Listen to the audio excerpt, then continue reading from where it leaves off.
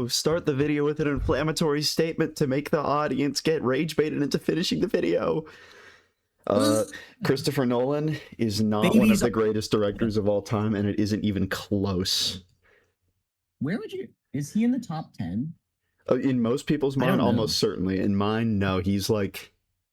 If we were grading directors, I'd give him like a low B. I would say Christopher Nolan consistently makes 6 out of 10 movies. Writer-directors, anyways. I would say for rage bait. I mean, yeah. As a director only, he's pretty good. But like pure directors wise, doesn't compare to like it doesn't compare to someone like David Fincher, who is just excellent at picking like the right projects to adapt. Nolan is less apt at adaptation than Fincher is, but he's still very good at creating impressive visuals, mood. Obviously, he has a ton of sway in Hollywood, so he can hire excellent actors who always do a great job, right? He's very good at that Nolan, aspect of filmmaking. His talent lies in visuals. And so, like, that's why all of the film bro gang who are like, it's a visual medium. It's a visual medium. That's why all of them love Christopher Nolan, because, you know, that's what he does. You know what else I'll say, though? IMAX is stupid. Stop making IMAX movies. It's dumb and it's pointless. The world is not moving towards IMAX. Or at least from my perspective, it's not. So why are you making movies that will intentionally be worse for the average viewer? I guess there's an argument of craft, right? Like, okay, you're a professional cook looking to become a professional chef, right? Some of the highest grade like food will not be enjoyed by like most people, because most people just won't have that kind of appreciation, me included, by the way. I ordered Wingstop today. All right, I'll tell you what. Well, there's nothing wrong with Wingstop. However, space, there's a difference between like for a chef who is making, you know, the highest levels of food that are out of reach for the commonplace person. That's one thing. It's another thing to, you know, create super high level food that completely and utterly confuses the normal person, and then shove it down the normal person's throat and say, it's good, you have to eat it. I disagree with the notion that it is. I disagree with the notion that it's confusing. Like, I've seen plenty of IMAX movies on like normal aspect ratio screens. I'm not saying IMAX is confusing. I'm saying that would be the equivalent, right? Of like a restaurant like Alchemist in Copenhagen, where they're feeding you chicken heads. I don't think it's that big of a deal if he wants to shoot an IMAX. All right, I don't really. It doesn't make a huge difference on a 16:9 screen. He's usually like pretty good at not having important stuff get cropped out. Like, I agree with that, but it's like, why are you spending so much money? Because he can afford it. Because he can. It's pretty much the answer. I hate it. Anger. Speaking of Wingstop, I need to give the audience a warning before I proceed with the rest of the video. Right. And this is a warning born of experience. I've lost a good amount of weight. I'm getting much more trim. I'm being very disciplined. I'm eating very clean, going to the gym. I work out like 3 times a day on my days off. It's very good fitness-wise down here. But every once in a while, you know, you have a cheat day, right? And you got to spend your cheat day very wisely, because you only get it every so often. So today I decided to spend it on Wingstop because I like Wingstop. And I decided to order something I hadn't ordered before, the Atomic Wings. All right? Huge mistake. What a terrible idea. I was like, oh, you know, the Atomic Wings. Like, you know, what could this do? And I just think of Oppenheimer standing there staring into the camera. Maybe we already did. And then they got here, and I managed to eat one of the wings before the spice was so extreme I had to throw them away. What a horrendous idea on your part. And then I threw away the Atomic Wings, and I spent another $25 to order different wings. Because I'm not wasting my cheat day. Oh, I hate you so much. So that's my warning. You know, if you're going to order something online where it's more expensive, don't experiment. Stick with what you know, especially when it comes to spice, because Hey, sometimes it's just too much, and I'm a spice demon, dude. I eat the fuck out of spicy chicken, but Yeah, that you do. that It was atomic wing it was is pretty atomic. crazy. It's pretty wild. Anyway, Interstellar. All right, but I have a second disclaimer for the Oh, okay. audience. Now, dear audience, we rats love when people disagree with us, specifically because in engagement bait. Not really. It's actually because it's fun to disagree with people and argue and talk about differences and try and convince people of things, right? Debate is cool. However, comma space. If you are a dear viewer and you disagree with us, we're always right. But no, we're not always right. We would love for you to try and prove us wrong. However, the rage bait comments, I mean, like, don't stop making them because they are very funny. But you are not going to succeed in rage baiting us because all it does is confirm our beliefs. Yeah, let's pull up Because no one the is comments on the Hateful Eight video real quick and read some of these. Not because I'm happy to read. It's amusing to me, and it helps with engagement and stuff. So please, if you disagree with what we say, you don't have an argument, go ahead and leave it down below. Our good friend Wheeler 100, Mr. Rats. What you just said is one of the most insanely idiotic things I have ever heard. At no point in your rambling, incoherent response were you even close to anything that could be considered a rational thought. Everyone in this room is now dumber for having listened to it. I award you no points, and may God have mercy on your soul. Now, class, was Mr. Wheeler correct in what he said? Maybe. Did Mr. Wheeler say anything that isn't anything more than just funny and like, haha? No. Like, you can try and rage bait us. Yeah, it's a movie quote. But you can't disagree. Yeah, I'm looking at the comment right now, and it says conflict with anything. It says 9 days ago, and 8 days ago I replied and said, "Where are we wrong then?" And he never responded. So, like, there's no reason. Whatever. The other thing I want to say along that same vein of like rage bait, right, is the goal isn't necessarily rage bait, right? It's kind of a complicated issue. Like movies like Interstellar or The Hateful Eight, right? They're movies that came out over a decade ago. They've been talked about a lot, quite a bit. Same with every other movie that's come out in the past. Obviously, these movies have been talked to death, right? So we can't like add to certain conversations, right? If we made a movie on Shawshank Redemption or a video on Shawshank Redemption, which everyone is pretty much in agreement, it's one of the greatest movies of all time, and we are in that agreement with that, right? Why would we make a movie on Shawshank Redemption? We're not gonna like contribute anything new or meaningful to the discussion. Whereas a movie like Interstellar, yes, people have criticized it before, but it's much less the common take. It's much less out there and discussed. A lot more discussed around how good it is, how how beautiful the cinematography and the story arcs and all that beautiful stuff are, right? We'll talk about the movie has been glazed up and down, and it's been criticized much less, which is why we're going to come in here and we're going to say what we think about a movie from the past that is highly praised that we don't like. New movies that are coming out, fair game, completely fair game, because new conversation. If we see something and we're kind of in the consensus but it's new, yeah, we'll make a video on it.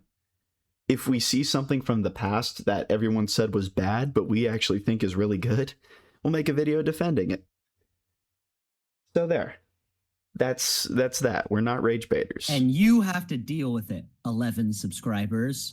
Yeah, you have to deal with it, Wheeler, or whatever your name is. Welcome to the club. Yes, and that's the spoiler alert. Whatever the title that we put on this video is, probably spoiled it already, but we don't think Interstellar is that good. We actually think it's really, really overrated, all things considered. But first, before we even begin talking about Interstellar, I want to have the Christopher Nolan conversation. The Christopher Nolan conversation. I am a D1 Christopher Nolan hater. Has Christopher Nolan made good movies? Sure. Have I seen all of his movies? No, and I'm excited to watch the rest of them. However, even Christopher Nolan's best movies, personally, from a subjective lens, they aren't necessarily my cup of tea. But I can put that aside because we talk objectively most of the time. And objectively, the majority of his movies that I have seen have been nothing more than severe letdowns. For example, I was just talking about this before we started the podcast. The Dark Knight trilogy, in my opinion, is probably the set of most overrated movies ever made. Are they considered the greatest, cinematic masterpieces? No, but they are. They are considered the widely greatest loved. superhero movies. Wait, what? That's yeah. Like if you most people like casuals or even like comic book fans, you ask to be like, oh, it's the Dark Knight movies. It's a very ridiculous. normie position to have. I have seen all Dark of Knight are them the best. many times, and I will say that the only reason anyone likes those movies is because of Heath Ledger's performance as the Joker. That's the only reason why anyone likes those movies. Come on, and what no about one has Bane? Oh, Everyone hates Batman! even the people who like it say the third one is the weakest one. The third one is the weakest one for the record. It's really bad. But I like Bane. Bane's fun. I like Bane because it's a fun voice to me. I wonder what will break first. Your spirit? Oh, your body. That's Mr. Wheeler leaving the next comment on our video. But yeah, like it's like, well, we may have to do a video on the Dark Knight trilogy. We could do a Nolan arc. We could do a Nolan arc. We did the Tarantino arc. There's so many problems that any string you pull on, the whole thing will fall apart. I want to watch The Prestige again. It stems from the problem. It stems from the problem that I think about Christopher Nolan is when you think of the great directors, they're all very self-indulgent. And they're all very narcissistic, and you can tell from the movies they make. Like Tarantino and Scorsese are the best two examples of people who are just such self-indulgent film directors, but they get away with it because they're very good. Christopher Nolan, in my opinion, is self-indulgent to a different degree, where Christopher Nolan is so focused on making things look good that we'll throw an explosion there, even if it detracts from the story or the world building, stuff like that. Like, I think about the thing off the top of my head about the Dark Knight trilogy is like in the first movie, they give Batman the ability to like call millions of bats to come like pick him up and fly him away. So he can disappear. do that. And it never comes back. Gets used again. That's a really good ability. But it looks really cool, and it's like, you are a silly goose, Christopher Nolan. You are a silly, silly goose. Yeah, he is a silly goose. I don't know what you call a director where like half of his movies are pretty good and then the other half range from like mid to actually atrocious. Like Tenet. Oh God, Tenet. Have you seen Tenet? I have not seen Tenet. I thought Tenet was good though. I thought that was one of his good movies. Who told you that? I don't know. Who told you Tenet was good? Tenet, it might be his worst movie. It might not be. The movie might be like a 2. Actually, it might be a 1. It could be a 1 because it involves time travel. Oh no. It's pretty fucking terrible. Yikes. You should watch it because you would laugh a lot.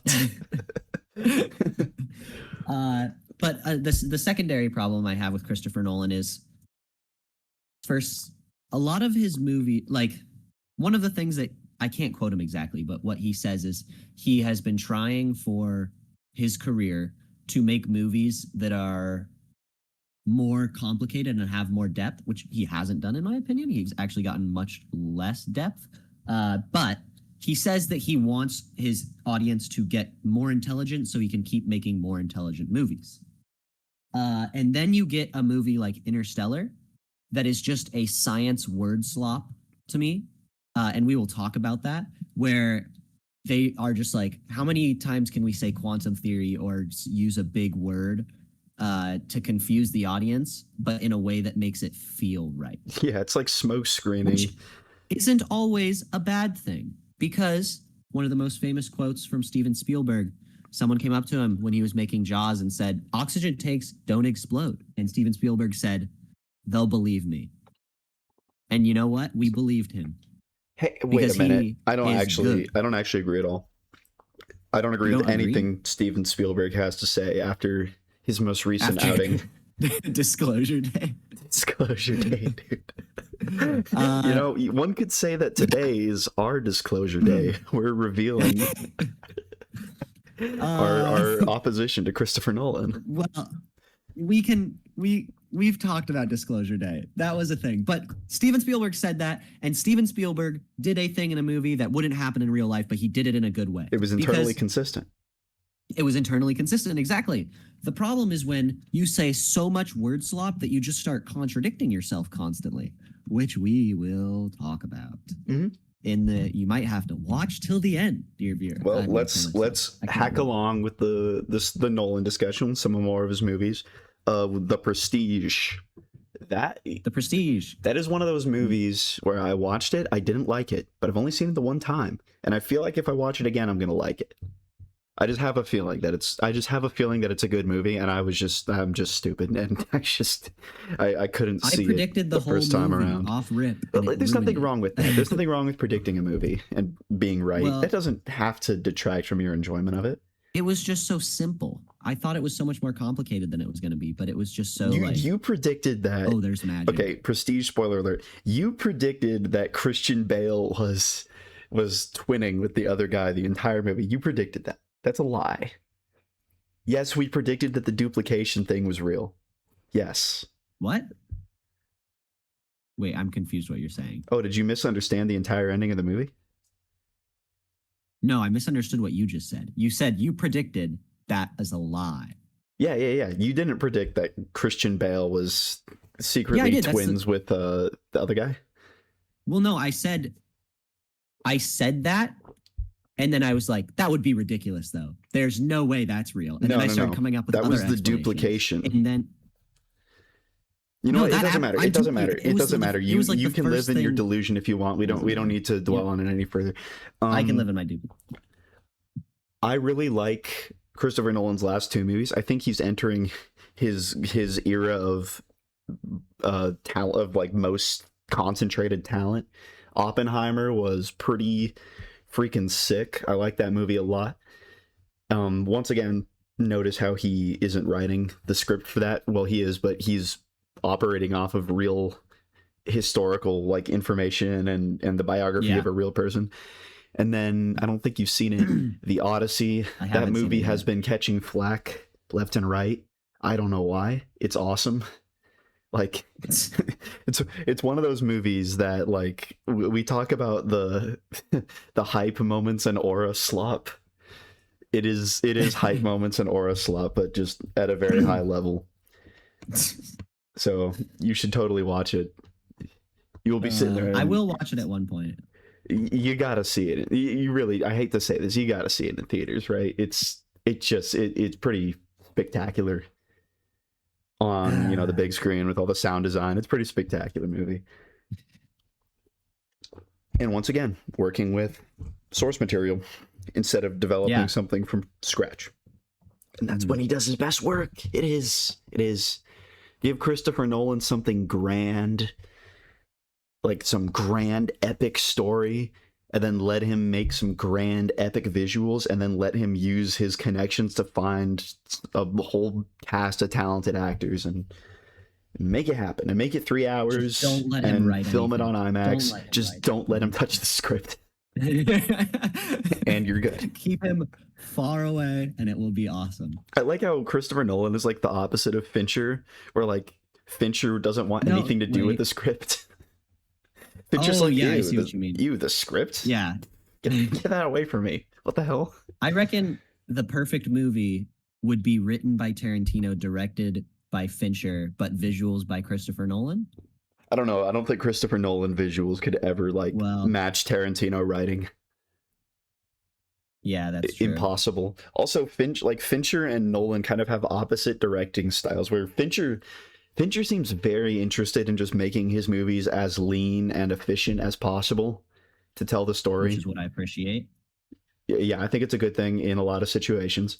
He just wants like, okay, so here's the script. How are we going to deliver the story in this script in just the most efficient way possible to get the Yeah. maximum juice out of it? Whereas Nolan and Tarantino and Scorsese and these guys are gonna, there's gonna be a little bit more fat on the thing that you don't necessarily need, but it could be fine to have because it might, it enhances X, Y, or Z at the cost of efficiency.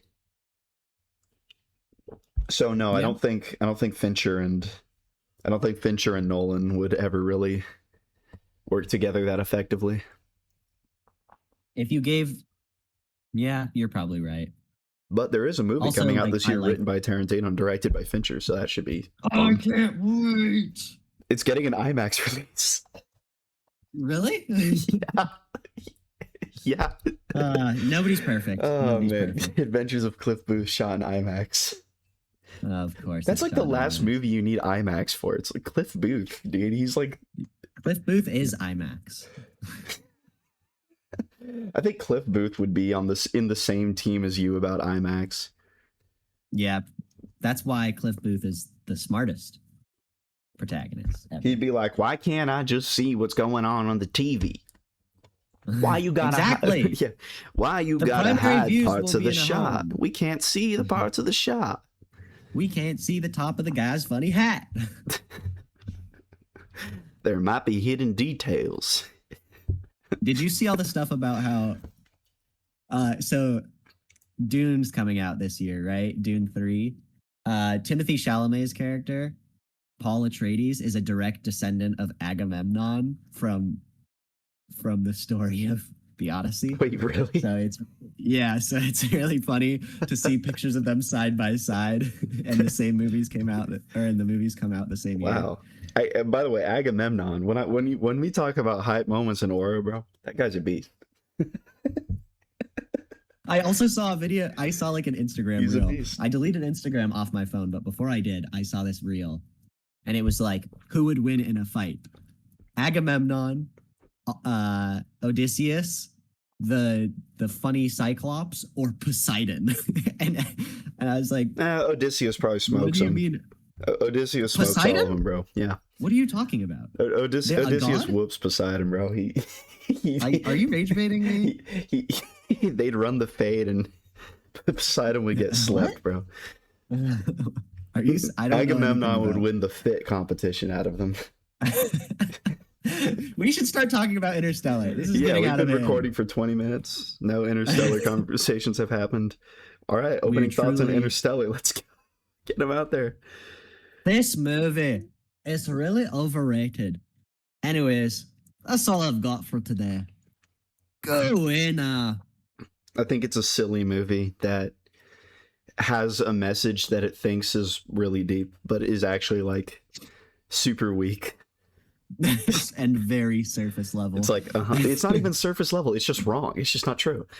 Oh wait, yeah. In fact, let's talk about. But it's surface level wrong. Okay, the idea that love existing across time means that love is quantifiable is like, dude, it's so stupid. Okay, allow me to explain.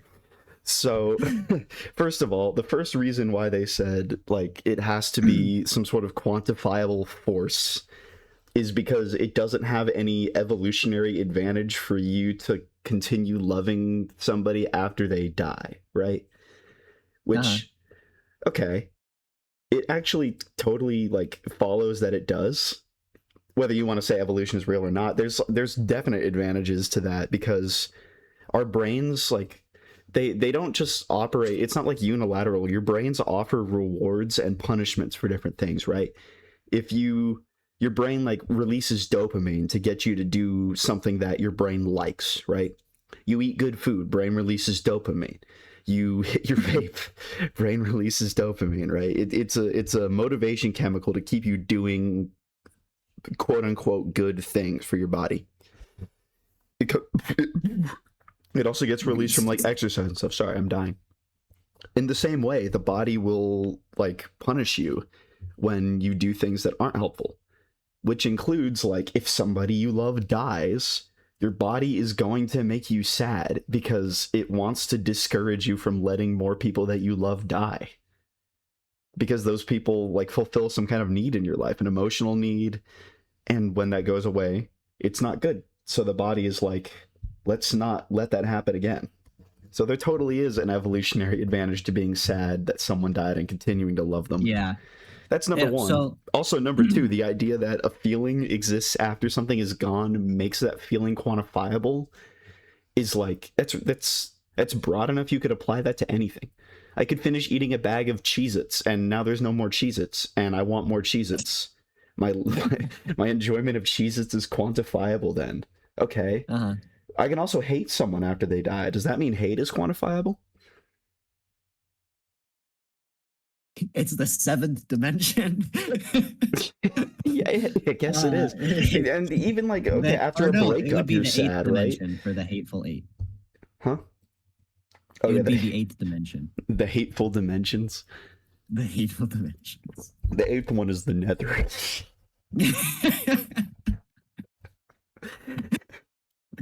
My bad, bro. My bad. So yeah, that message is like really soggy, and like I can imagine Christopher Nolan probably thought of that while he was high. And then like usually when you think of something interesting while you're high, you're supposed to write it down and then reflect on it while you're sober to see if it's smart or stupid. And he just didn't do that second step. It's like because some high thoughts are absolutely genius, but you'll never be able to tell the difference until you're clean I come sober. at it from a different lens because I believe that love is inherently not an evolutionary trait because I am Christian man. It doesn't matter. It doesn't matter if you're Christian or evolutionary or anything. I have a thing to say. I have a thing to say.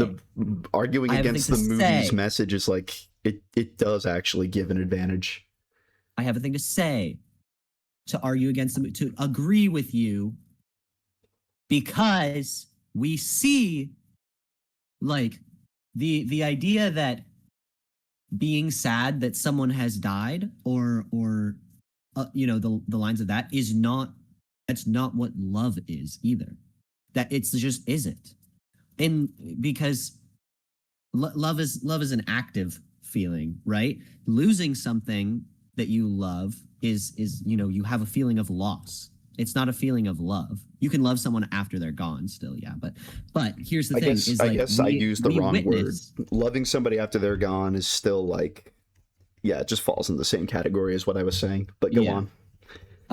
But we still see evolution, quote unquote, evolutionary examples of animals loving after something dies, or depending on your term of love, how the movie decides love. It's quantifiable because like, you know, so many cases of dolphins that lose their mate and they just basically commit suicide because of it.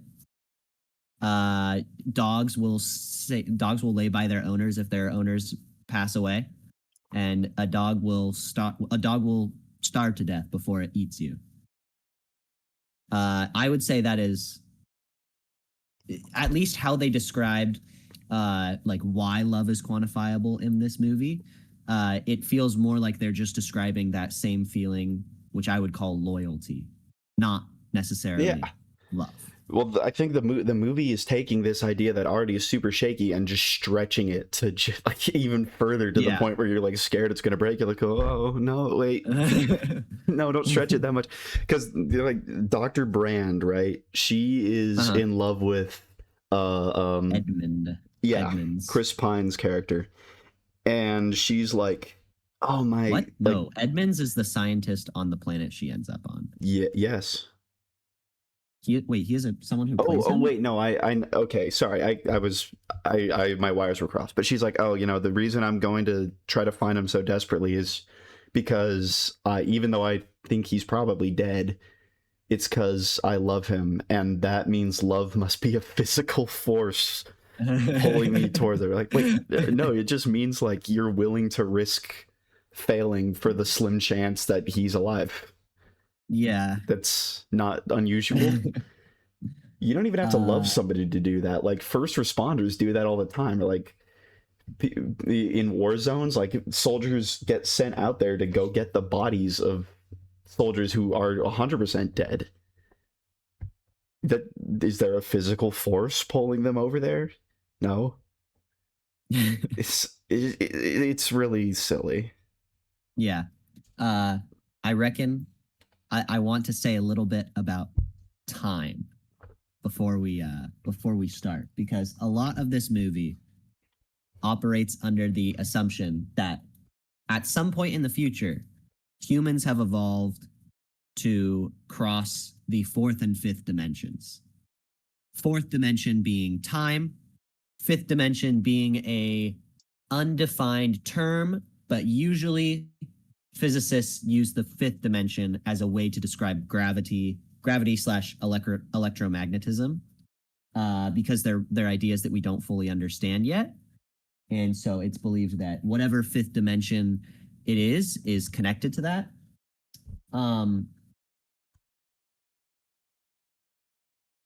But Go on. Oh, so there you are. the idea that humanity at some point evolves to discover this. But meanwhile, on Earth in the past, the only way they survive is because in the future, the evolved humans were able to change the past. It's just a bootstrap paradox. Yeah. It's the whole movie is how did based the on a future ever bootstrap happen? paradox. And it raises other interesting questions like, oh, these future humans who can communicate through gravity across time, why didn't they tell the humans like, hey, go to this planet? They were like, there's like 12 of them. Go check them all out. There's so many like one of them might work. As soon as you question that, the entire thing instantaneously falls apart. It's like, yeah, just tell them what planet to go to, and we don't have to do all of this goofy like I had to go with plan B because plan A was infeasible. It's like, okay, well, thanks other humans for that. But it still leaves the question of, it's like, you know what planet you ended up on, so just tell them to go to the one that you went to. Maybe Christopher Nolan is actually like a Calvinist and he believes in predestination. Well, that's what you would have to believe in you would have to believe time is a flat circle, like another Matthew McConaughey character said in a much better project. Go watch True Detective, by the way. It's really good. Oh, I want to watch that so bad. But yeah, you have to be operating under these circumstances that time is something that was created, basically, and there are beings outside of time. Everything we've done, we're which just I believe keep that doing it again and again and again. Shut up. Which I believe that time is a created dimension, but maybe not the average viewer agrees with that.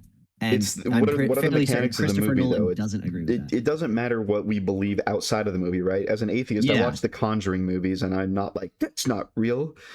I'm just like, okay, yeah, it's not very realistic. This is just how, like, this universe Catholicism is like 100% real, right? So I'm just gonna roll with that for the sake of the story. Interstellar, like, the question is, does it make any sense? And it doesn't, because the humans from the future would have had they would have just told him, right? And then the counter argument I saw is like, no, the humans from the future could only do things that would confirm the events that had already happened, which is like, but they are the ones who initiated those events, so somewhere in there somebody made a very, very vague decision. Like, what if you were on the way to my house and you were like, okay, which one's yours? And I was like, so go on this street, it's one of these 12. Just knock on every door. By the way, 11 of them have somebody in there who will instantly shoot you with a shotgun if you go to the wrong one. So good luck. And then you'll be like, why didn't you just tell me what the address was? And I'd be like, because I couldn't go against the sacred timeline. Wait, maybe Loki stopped them from doing it. Oh yeah, sense. It was the TVA. I forgot that Interstellar is set in the same universe as Infinity War. Well, there's a multiverse, so technically, Oh, technically, wait, Infinity War is set in the dude, same universe as every single this is what movie happened ever during the made. 5 year time gap between Infinity War and Endgame. It was Interstellar. Time is a flat Interstellar. circle. uh, Quantum theory, except it's not quantum theory. It is quantum What theory, but it's really is it quantum general theory? and specific relativity is what we're dealing with here, which is like relatively old. But at the end, they Yeah, get into quantum stuff with the black hole. All right. Do you have anything I'm excited to else, talk about opening thoughts that. wise, or do you want to begin? Let's start because I have so many things I want to talk about, but I don't want to talk about them until we get there. Yes, So, we've already talked about several things, but we'll talk about them again, or maybe we won't. Maybe we'll skip them. Who knows? Interstellar opens with a sort of documentary of very old people, and they are talking about the audience doesn't know at this point, but they are talking about what life on Earth was like before humanity left Earth. I think they were talking. I'm not sure if this is true. I should look this up actually. I wonder if those are real interview clips from like people who were alive during the Dust Bowl, because there would be a lot of old people who were alive during the Dust Bowl. I'm 99% sure that one of them was Old Murph, the first one that the movie opens with. Oh, okay. Well, there goes that theory. Because I was like, oh, that'd be cool if he like reused. I also thought that. something like that first, but I don't know. I don't trust this movie actually has that much depth. But they talk about, oh, my dad was a farmer, because everybody was a farmer back then. And they talk about the dust and how at this time in Earth, if you set the table, you set the plates upside down, because there was so much dust and dirt that if you set them right side up, by the time dinner started, they'd be covered in dirt. And that would suck. Doesn't your dinner just get covered in dirt then as you're eating? Why don't you shut the window? It's an option. They all have windows from what we see too, so I don't know how you have dirt to in this world. Just sweep off the plates. You guys are really just. It was funny though. It was funny because the visual is like it is the grandpa setting a table, but it's like in the barn with the barn doors open. It's like, why are you have a house? They like the challenge. Why don't you? I like to feel alive. I just realized you can close every plot hole in this movie by being like, well, they had to do the thing that would confirm the thing that already happened. So that's why they did it. I hate time. Nobody should ever let time be part of their movie. Yeah, unless you're really talented. Back to the Future did it really simply and very beautifully, and no one should ever try again. God, what movie is good that has time travel in it besides Back to the Future? Is Back to the Future not good? Well, Back to the Future is good.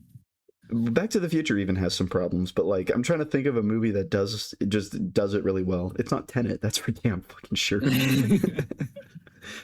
But anyways, we then get a flashback of a pilot, and he's flying this super futuristic spaceship, and he's flying through the atmosphere, and he's going so fast, and then somebody comes over the radio and he says, "We're cutting your power," and he says, "What? No, I need the power on." And then his plane starts spinning, and he passes out because of the G-force. Yeah, and it's Matthew McConaughey. It's Matthew McConaughey, and he's having a night terror. And the door opens, and it's Murph. Murph! And Murph asks if he's okay, and he says, "Oh, I'm sorry, I woke you up." And she says, "Did you have a night terror?" And he goes, "Yeah." And she asks about the crash, and he says, "Yes." But she says, "You didn't wake me up." Yes, Murph. The ghost. It's about the crash, Murph. Shut up. Murph. Stop. Time is a flat circle, Murph. Stop. But she says, "The ghost woke me up." And he says, "There's no such thing as ghosts." Grandpa believes in ghosts. That's because Grandpa's too close to being one himself. So we've learned the daughter believes in ghosts. The dad is scared of crashing his plane. And he's skeptical about ghosts because he's a grown-ass man. Yeah. He's like, it's been a long time. But then we cut to breakfast. Timothy Chalamet's there playing Timothy Chalamet. And he is making fun of his sister for believing in ghosts. Gotta say, I cried during this part of the movie. Why? because Timothy Chalamet's role wasn't any bigger. Oh, because he's like one of the greatest actors of all time, and he is playing. Oh, you don't know what I'm talking about. Oh, Timothy Chalamet like claimed that he burst into tears when he watched Interstellar because he realized his role was so small. Oh, He thought it was way well, bigger, honestly, and then he watched the movie. He's like, "What the hell, man?" if I was Timothy Chalamet, I'd be actually happy that people didn't remember me in Interstellar. Oh, I was spared. Yeah, I was spared from it. He got But to live to be in Marty Supreme. Okay, that's all that matters. yeah. But Timothy Chalamet, friend of the the channel. basically last night the ghost knocked off this little replica space station, and the dad is upset, and the daughter's like, no, it was the ghost, I swear. And he's like, that's not very scientific of you.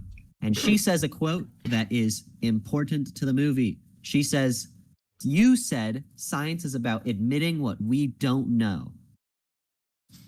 What an interesting thing to say about science. I feel like that agree, isn't what kinda. science about. Oh yeah, But it is. It is. It's about admitting what you don't know and then trying to find it out. figure it out. Yeah, This quote but that has kind requires of you the to admit what you don't know, yeah. right? Compared like to the ancient times when they were just like, well, the Earth or the sun revolves around the Earth, obviously, because we look up in the sky and it We see the sun. rotate. And then Yeah. the actual scientists were like, they actually don't make much sense, and they were like, kill them, slaughter them. They all. weren't Yeah. willing to admit, what they didn't know or whatever. So yeah, I understand. I see what she's saying. Yeah. But they go out to leave for school, and there's a cloud of ash on the horizon. The neighbor's farm is burning down. They say it's the last okra harvest ever. Okay, well, that sucks. What is Later, we okra? learn I that don't even know what that is. you don't know what okra is. Okra is like it's an African plant. I believe it's not a legume. It's some kind of. Is it a tuber? Oh, this is gonna bother me. Is okra a tuber? I don't think so. Is okra a tuber? It's a That'd be seed weird pod. if it was Okay. a tuber. I didn't know plants Yeah, could so- like go on the like ride on inner tubes. That's weird. Okra is a seed pod. It's it's really good for you, and it is a very strong plant, right? It's easy to grow because it comes from Africa, so it's fairly adaptable. So the fact that okra is going extinct is a big deal. And then later we'll learn that rice has gone extinct, potatoes have gone extinct, and the last thing to go is corn, and it's on the way out. And corn's And, not even here very is where- nutritious. Yeah, here's where I will talk about a little bit of farmology. So Is that the how technical is it- term, farmology? yes, I'm coining it right now. So how is anyone alive? Because you need other proteins. I guess they have And- meat, maybe? How do they all not have scurvy? How much vitamin C is in corn? How much? Maybe they've vitamin- maybe they've adapted to the point where they've evolved past scurvy because of the scarceness of food. Oh wait, you can get vitamin C from corn. So I guess if you're eating 100% corn, you would be able to mostly get rid of scurvy. But like that doesn't have all the amino acids you need. You can't survive on just a diet of corn. Maybe they have meat. We just Also, never later see in it. the movie, someone makes a souffle, which there's no corn in souffle. You could make a corn souffle, I suppose, but there are much more ingredients that go into a souffle. So I don't know how they made a souffle because you need eggs, you need butter, you need sugar. I'm telling you, need, they have to have access to more than corn, just not like more like readily eatable crops than corn. Well, right? we don't know for certain. There's no well, way clearly we can say we because what do we're know for shown- certain because they have it later in the souffle. Where? Aside from this, I think what actually happened is Christopher Nolan doesn't know what a souffle is. No, and so he's just like, you have one of them eat You a have to souffle. go with best faith, and best faith says they must have. No, Best some Faith kind of- actually says that a souffle means something different in this timeline because I it's guess- just, I guess we that's literally true. learned that wheat is extinct. Wheat is extinct, but they might have sugar. They might have Yeah. animals that they're feeding with the corn. And when the corn But- goes, they don't have anything to feed the animals anymore. And then my they die, next 'cause you can't just eat farmology, sugar. my next farmology question: how does anyone get gasoline? if the world is like shut down, there's no more Well, like in how are we getting one of the oil? first shots in the movie, we see they have like a pump jack in their field that's just drilling into the earth. Oh, I didn't even recognize. Are they refining their own petrol? What? I don't know. They're definitely harvesting it. I don't know if they take it somewhere, get it refined. Here, refine That's this. kind of funny to think about. Here, And then I'll, my next question is, how do they all have like clothes that are put together? They're like hardworking out in the farmers, and they're wearing like Reeboks and frickin' easy. They got it from the Carhartt Hollywood jackets. costume department. Well, no, It's Carhartt's like, how still. does There's no everyone reason have to believe that clothes that like Carhartt isn't function? still operating. Where are they getting their stuff from? Maybe they make like It a doesn't matter. some kind of synthetic weave. I don't know. A polyester petrol-based Everything's one. polyester. Oh, what a terrible timeline. That would be horrible. Ugh. But the reason for this big, we don't get an. Here's another problem. A lot of times when you write a movie and you have something like, say, time travel. Time travel is really, really complicated. And the best way to do it, like Back in the Future, is you make it super simple and you don't really describe it at all. Because the more, when you take a complicated thing, the more you try to describe it, the more likely you are to say something that's going to just completely ruin the movie. So a lot of the times, if you make a horror movie and you have this crazy monster, it's best to not give the crazy monster a bunch of like rules and stuff No, you because should know. that You should know restricts the you. rules. You You should should know know the them. rules, The audience but doesn't need to. sometimes, yeah, the audience doesn't need to.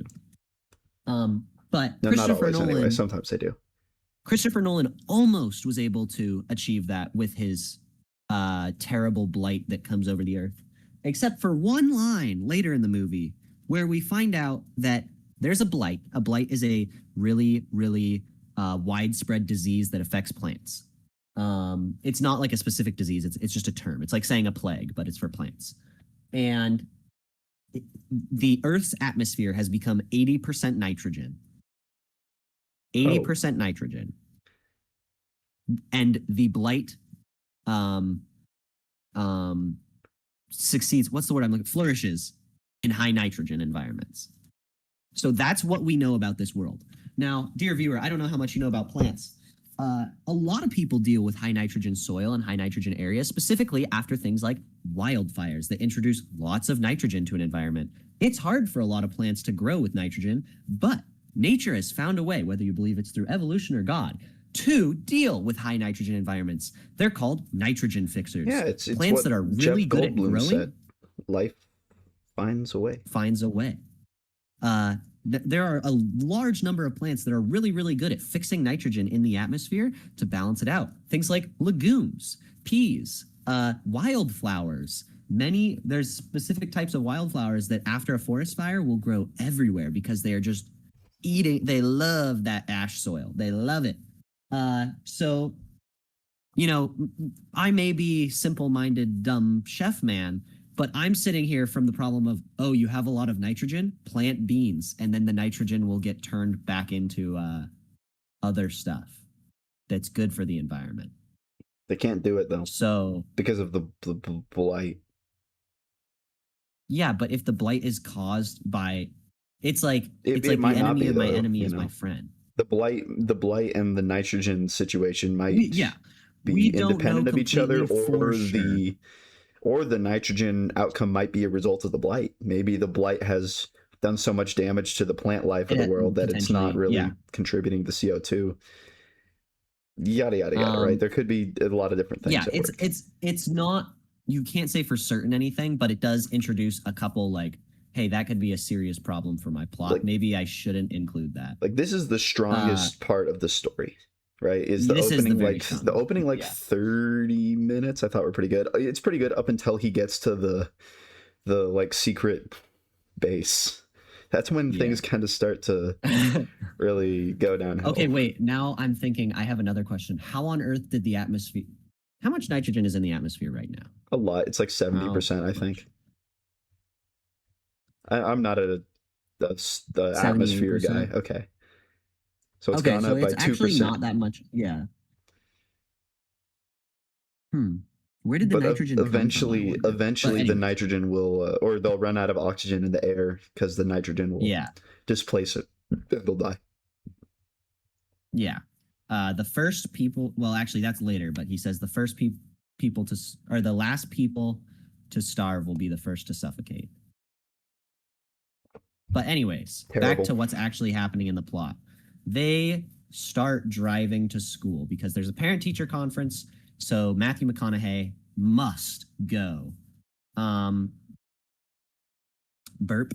But on the way, I can't remember This guy what says his exactly. burps.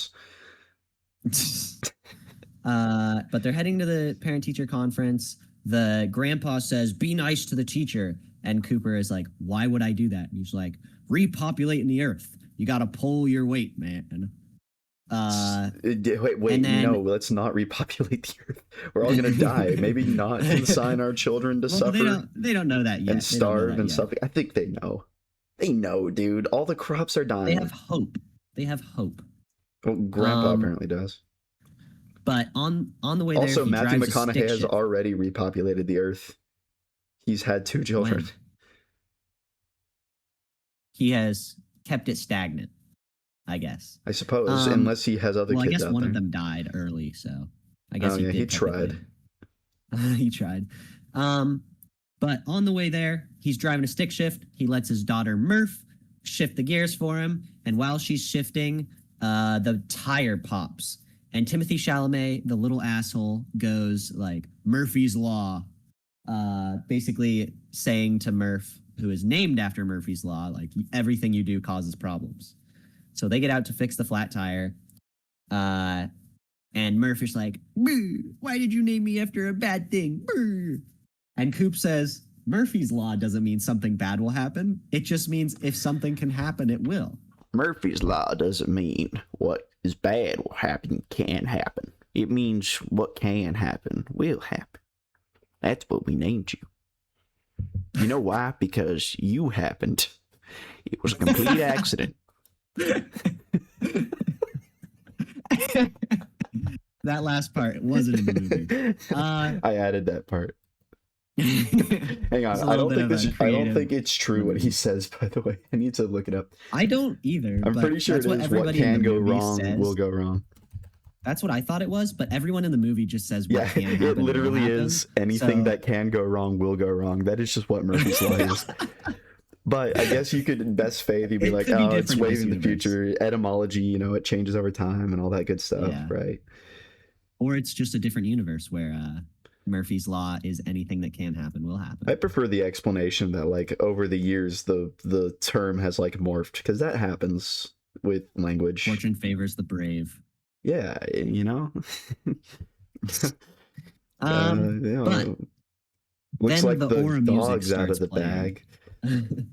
The aura music starts playing. That was a weird experience for me because, like, the Interstellar soundtrack has become like Instagram reel and YouTube background music for like super inspirational videos, and so it's really weird for it to be like blaring over this scene of them driving. That was funny.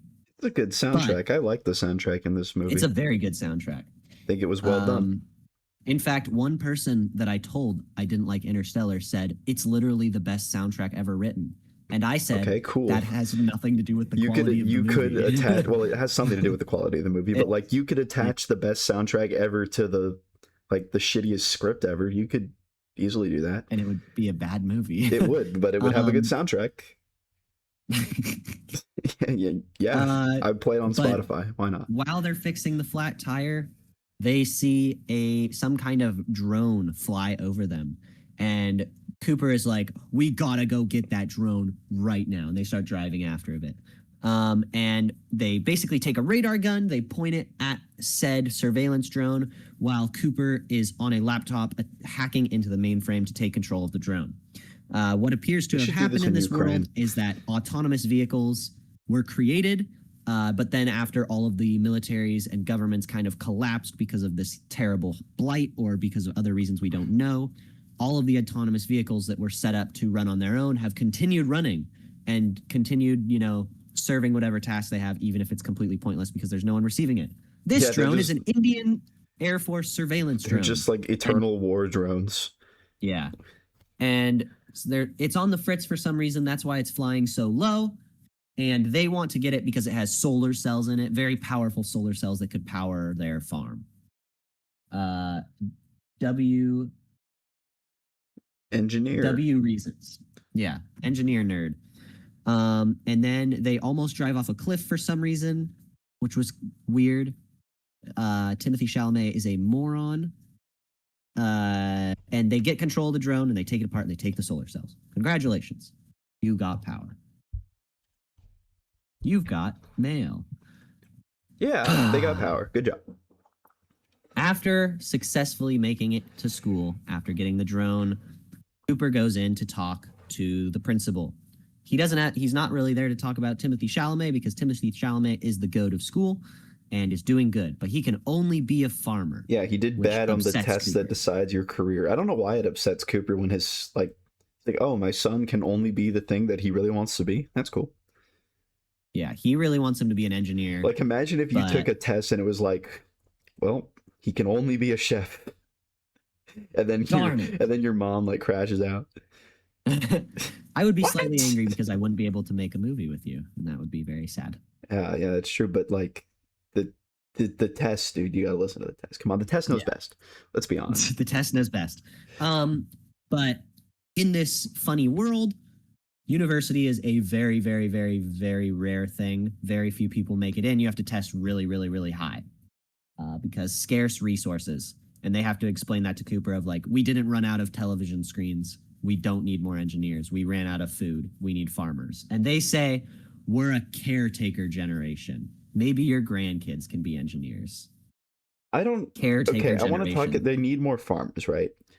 Yeah. Is more farmers actually like a solution to their problems at all? No, because like, you can have as many farmers as you want, but if the crops die, then you have no more it seems like you might want really good, like more scientists to figure out how to make hardier crops that can grow under adverse conditions.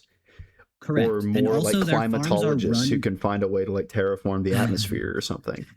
Their farms are run by robots that do everything. Yeah, they have automated so don't need robot things. So this is like not great world building wise. But Cooper gets really angry about that, and it bothers him because he wants his son to go to university. But then they start talking about Murph, and Murph has done a terrible, horrible thing. She's done propaganda. She brought a history textbook to school that had the Apollo mission in it, the time that we went to space. Yeah, what is the deal with them making that like they're like, no, it didn't happen? Yeah, so why is that like the government's plan? In this universe, they have decided that we don't want people dreaming about space. We need them focusing on Earth. So we're going to tell everybody that Apollo was Soviet propaganda and the moon landing was fake. Okay, so do they think that all of the space travel was fake, or do they just say the moon landing was? They say all of it. Like the Soviets, so the Soviets also were propaganding?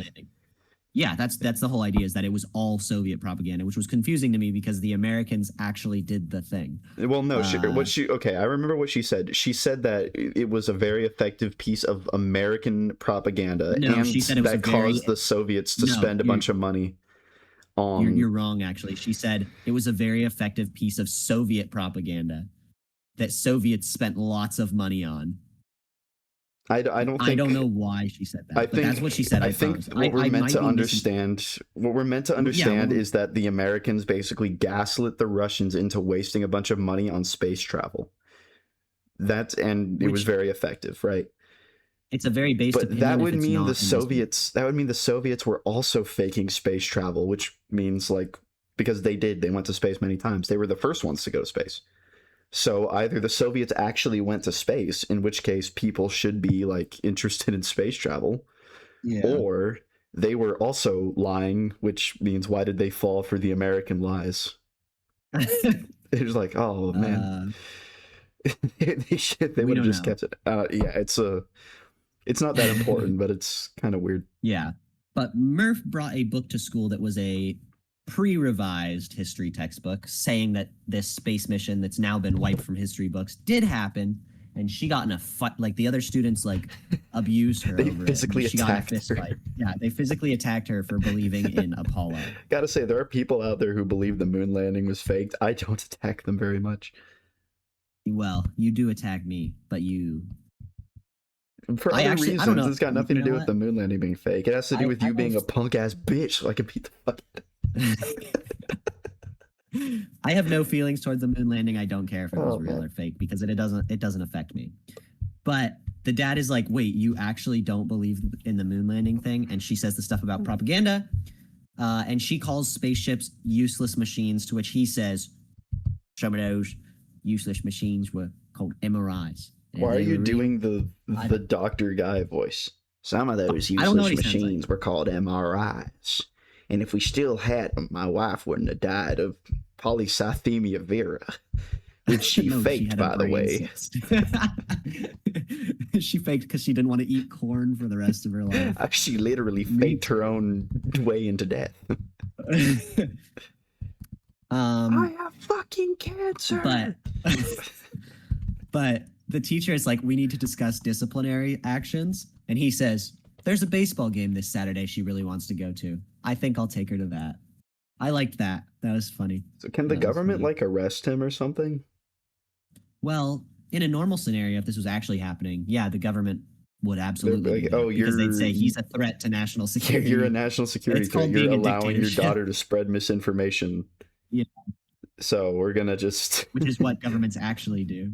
And he still pays taxes. We know that. He still pays taxes, so some form of government still exists. yeah, online banking is still available in this world. Just not like Amen, dude. rice. That's like out of all the modern luxuries, modern banking. Dude, is the online best. banking is so Just- nice. I don't have to I can go to just this tap a stupid card. building anymore. I can just tap a card and pay for something. I don't have to pay for it with cash. I don't have to That's carry so around nice. all these giant bills except when I'm trapping. Doesn't matter. Trapping? Yeah, dealing drugs. Oh, I thought you meant like. No, Never I mind. don't mean like literally catching beavers. I was about to be like, I didn't know you did that. Why do you need bills? Why would for you need cash? You put a 20 on the trap and the beaver sees. It's for you trap little kids. That's why you're not allowed within The 20 beaver feet. sees the fucking $20. It was a tree once. I'll add this to my dam. Oh, I've been trapped.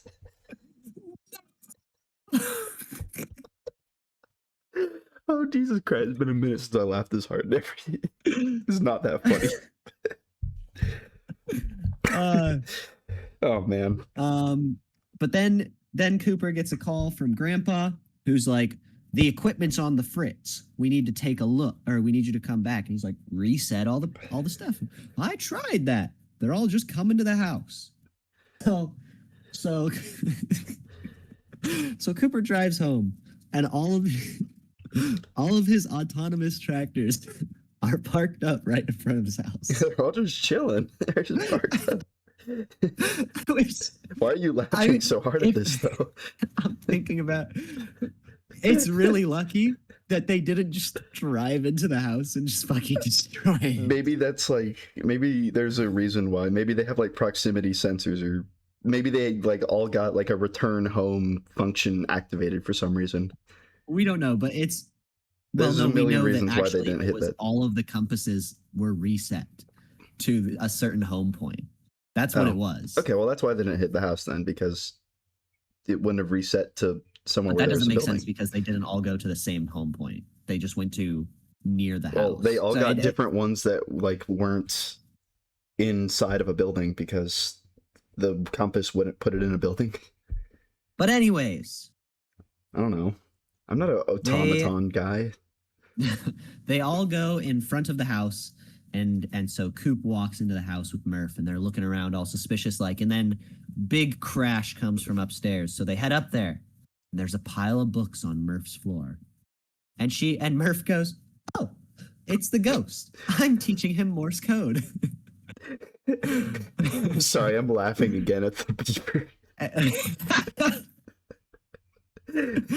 But God damn. aside from the beaver, he tells her that she's sleeping with Timothy Chalamet tonight. Wish it was me. But it is very funny. Imagine you like Wait, come hang on, home. wait, pause.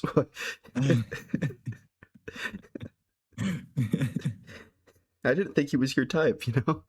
I saw you more as going for like a Brad Pitt or like a Hugh Jackman type. I mean, I am. It's a joke. Uh-huh. I wouldn't. Well, it depends. I don't know. $20 is $20. But I'm the beaver. You're the beaver. You did play a beaver in that one school play, didn't I did you? play a beaver in that school play. Oh man, that's truth nuke right there. But imagine you like get home after this strange anomaly has happened. There's a giant crash and a bunch of bookshelves have fallen off of a shelf randomly. And then your daughter goes, "It's the ghost. I'm teaching him Morse code." Yeah, that would fuck me up. Yeah. Terrifying. That was, there's some pedophile in my wall communicating with my daughter through these books. Oh, I'm no, a spooky ghost. The balloon. Wait, why did our Discord icons disappeared from my recording? What? Oh no. This is What terrible happened? news. Hang on, keep talking. There's no rats in the room. There's no rats in the room. What the hell? They're in the walls. Yeah. But we cut to Cooper fixing all of the tractor programs. He had to reset everything because something did some funny things. So he kicks them. He reprograms them and he kicks them and they drive off. And then he goes up to Grandpa and he starts ranting about how humans who have forgotten who they are. We're explorers. We're pioneers, not caretakers. And then Grandpa says to Cooper, "You were born 40 years too late or 40 years too early, and everybody knows it. You were good at something and you'll never get the opportunity to do it." Heartbreaking. And then we cut again. We're at a baseball game. We're at a baseball game watching baseball, and Grandpa's talking about the good old days and about how all these people are posers. And he's like talking about how awful it is. And he's like, back in my day, we all, we ate good at baseball games and they were professionals. And then Cooper says, back in my day, we all fought over food so we didn't starve to death. And we ignore that. And Grandpa goes, popcorn at a baseball game is unnatural. I want a hot dog. Fair enough, dude. That's the best part of a baseball game is the hot dog. But then all of a sudden we see a giant cloud of dust come over the horizon, coming from a canyon. Big dirt cloud. This is the dust storms that we've heard so much about. So everybody evacuates. The sirens start playing. They get in the truck, mask up, put the goggles on, and they're driving through a crazy dust storm. It's bad. They make it back to the house, and everybody makes it inside. And they double check. Cooper says, everybody close their windows, right? And Murph has forgotten to close her window. This is terrible news. Absolutely terrible. So Murph runs upstairs and Cooper follows her. And they run in to shut the window, but there's some kind of anomaly. Some kind of strange thing is happening. And the dust is falling, but only in certain places in the room. Very spooky. And she says, it's the ghost. And then we cut the next day. The next day, the dust is settled, piled up everywhere. And Cooper is sitting in front of this supposed anomaly that has formed a series of dashes on the floor.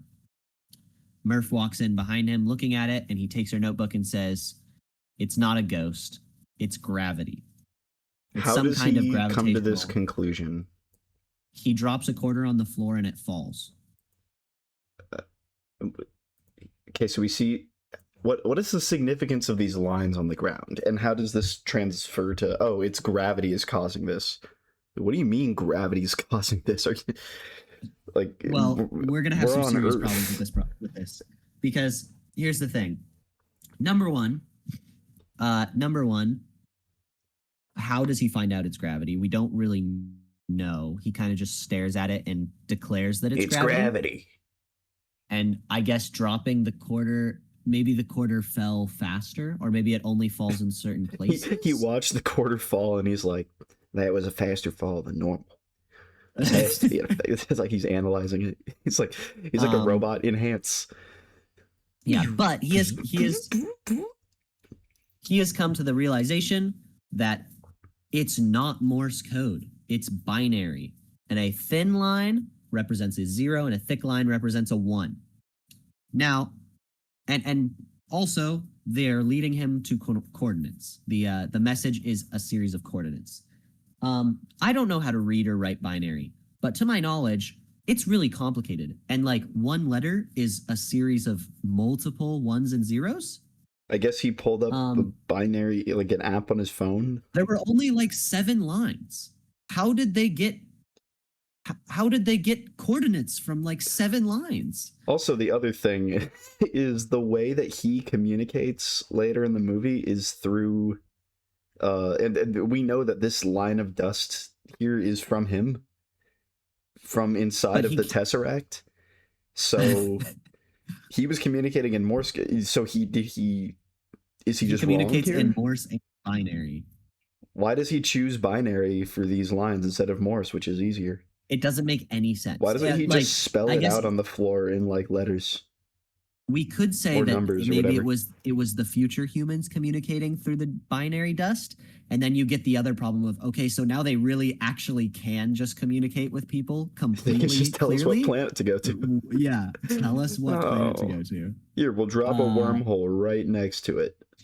Yeah, but they get these coordinates, and Cooper's like, I'm going, and you're not allowed to go because you're a small girl, and that's dangerous. So he gets and he leaves, but on his way there, he finds out that Murph is stowed away in the truck. And he's like, okay, you can come, I guess. He respects her hustle. He respects her hustle. Pretty irresponsible parenting, but I'm gonna be an incredibly irresponsible parent. So, hell yeah, dude. I'd be like, okay, you smuggled yourself in you went to these lengths. All right, you're cool to ride along, sure. Yeah, but they go out into the hills and the mountains, and they discover a chain link fence that spans big. And he wakes Murph up and says, I think it's the end of the road. And she says, you brought the bolt cutters though, right? And he says, that's my girl. Yeah, okay, question. Okay, let's take note of some information. They left around like sunset-ish, right? Or maybe a little bit before. No, Am I correct? First thing in the morning. It was first thing in the morning. Oh, it was? Yeah, because remember, the binary discovery happens. So, I mean, maybe there was 20 minutes in between him leaving, right? Sure, but okay. So they left pretty early in the day. So they are far away then, because it is night and she is asleep. Yeah. Poor Timothy Chalamet, no idea where his dad is. Yeah, let's just put a pin in the distance thing, because we might want to know about that. Yeah. Later. But he pulls out the bolt cutters to start cutting down this fence, and a floodlight turns on, and we hear a guard say, step away from the fence. And then he goes, oh, I'm sorry, it was my daughter's in the car, we'll leave. And then he gets tased. And then we see Murph as the floodlight approaches her, but we don't see what is giving us the floodlight. And he says, stay calm! And she screams. That was pretty funny police brutality. It was in fact Tars. It was in fact Tars, and we cut to Dad is in the warehouse where he's being questioned by a steel block that is Tars. They are these ex-military robot kind of. Okay, why on earth would you make your robot like this? That's what I was gonna say. Your military robot. Like, is it supposed to operate a weapon or what? Yeah, it's also incredibly inefficient at moving, but then sometimes it is very efficient at moving. It doesn't have fingers. Later in the movie, how's it supposed to shoot? Yeah. Is there supposed to be something mounted on it? It doesn't look like there's any like brackets. Well, he has a built-in taser. A taser. So I assume he has other kind of weapons. Okay, well, I don't know. I just am more of the belief that, like, wow, imagine if you had to traverse any kind of small or hard to navigate area. Well, that's why he like unfolds into that little running form every once in a while. Yeah. But small still, areas like Vietnam type, crawling around the tunnels. What an inefficient way of traveling and commencing with military operations. I would be more amused if it was the same design but like the size of a paperclip. I think that would be really funny. Stop! And they just like rolled In the name of around. the law! It's a tiny thing. Don't you take one step closer? It shoots you with like a lightning bolt. Ow! Hey. Unlimited power. Yeah. But this is where the movie starts to become kind of funny because things will develop in this space place. Things certainly develop. But anyways, the guy asks him, like, the robot asks him, you know, how did you find these coordinates? The dad says, I'm not talking until I see my daughter. And then we get Anne Hathaway walks in. But she has what do they call it? A bob cut? Or a pixie cut, I think. The weird haircut. Not my thing. Don't like it. Nobody looks good with them. Not boys, not girls. Stop doing that haircut. But Anne Hathaway is anyone here, who has a pixie cut Dr. in the audience, you're special and we love you. Don't take what he's saying to heart. He's manipulating you. I'm not. Don't listen to him. He's manipulating you to get retention. Don't listen to him. No. But basically, Dr. Brand is like roasting him, and he calls her cute. And then he says, I knew a professor. I knew a Brand once, but he was a brilliant professor. And she's like, how do you know I'm not a professor? And he says, you're too cute. He's being awful. Basically. He's being awful, like, coy for someone who has been captured by the government along with his daughter. But she leads him to a boardroom. She leads him to a boardroom where the Professor Brand he knew is played by that old white guy who's in every single Christopher Nolan movie. By the guy whose name I somehow don't know. I don't either. He's written as Alfred in my notes. Oh, yeah. I love some like actors are like so iconic that I just refer to their characters by the actor's name. Like Cooper, I just refer to as Matthew McConaughey because that's just how it goes. And then some like actors are so iconic for playing a specific character that I refer to their characters in movies by that character's name instead. What's interesting about it though is like Bryan Cranston, we really only know from Breaking Bad, but for the most part, we still refer to him Malcolm as Bryan in the Cranston. Middle. That's what I was gonna say. Is Malcolm in the Middle is Malcolm in the Middle before Breaking Bad. First. Yeah, most people did. I didn't because I never watched Malcolm in the Middle, but I digress. Yeah. But like I see like Bob Odenkirk in something, and I'm definitely like, oh, it's Saul Goodman. There he is. Yeah, it's Saul Goodman. Well, I was actually watching La La Land today, and I never realized that freaking Terrence Fletcher is the manager of Ryan Gosling's first job in that movie. Yeah, Omni-Man. The guy from Whiplash. Jonah Jameson? He's J. Jonah Jameson. God, what a great actor, dude. I was watching La La Land, which I'm excited to return to La La Land once I'm done with the podcast. Yeah, but that's a good idea. Good movie. I need to reward myself after watching Interstellar. And the room is marked with this big lettering that says Lazarus, and it's full of people. And they start to ask him how he found the facility, and he's like, we were on a salvage run. And they're like, you're a lying bastard. Obviously you weren't. Which, fair enough. And he says it was some kind of anomaly. I'm hesitant to call it supernatural. And then one of the guys goes, what kind of an anomaly? And the dad says, no answers till we get assurances. And the daughter says, it was gravity. And then everybody gets like super interested. Ruining my plan to get assurances. Yeah. And yep, it was gravity. And he's like, why are you guys so excited about a gravitational anomaly? And they...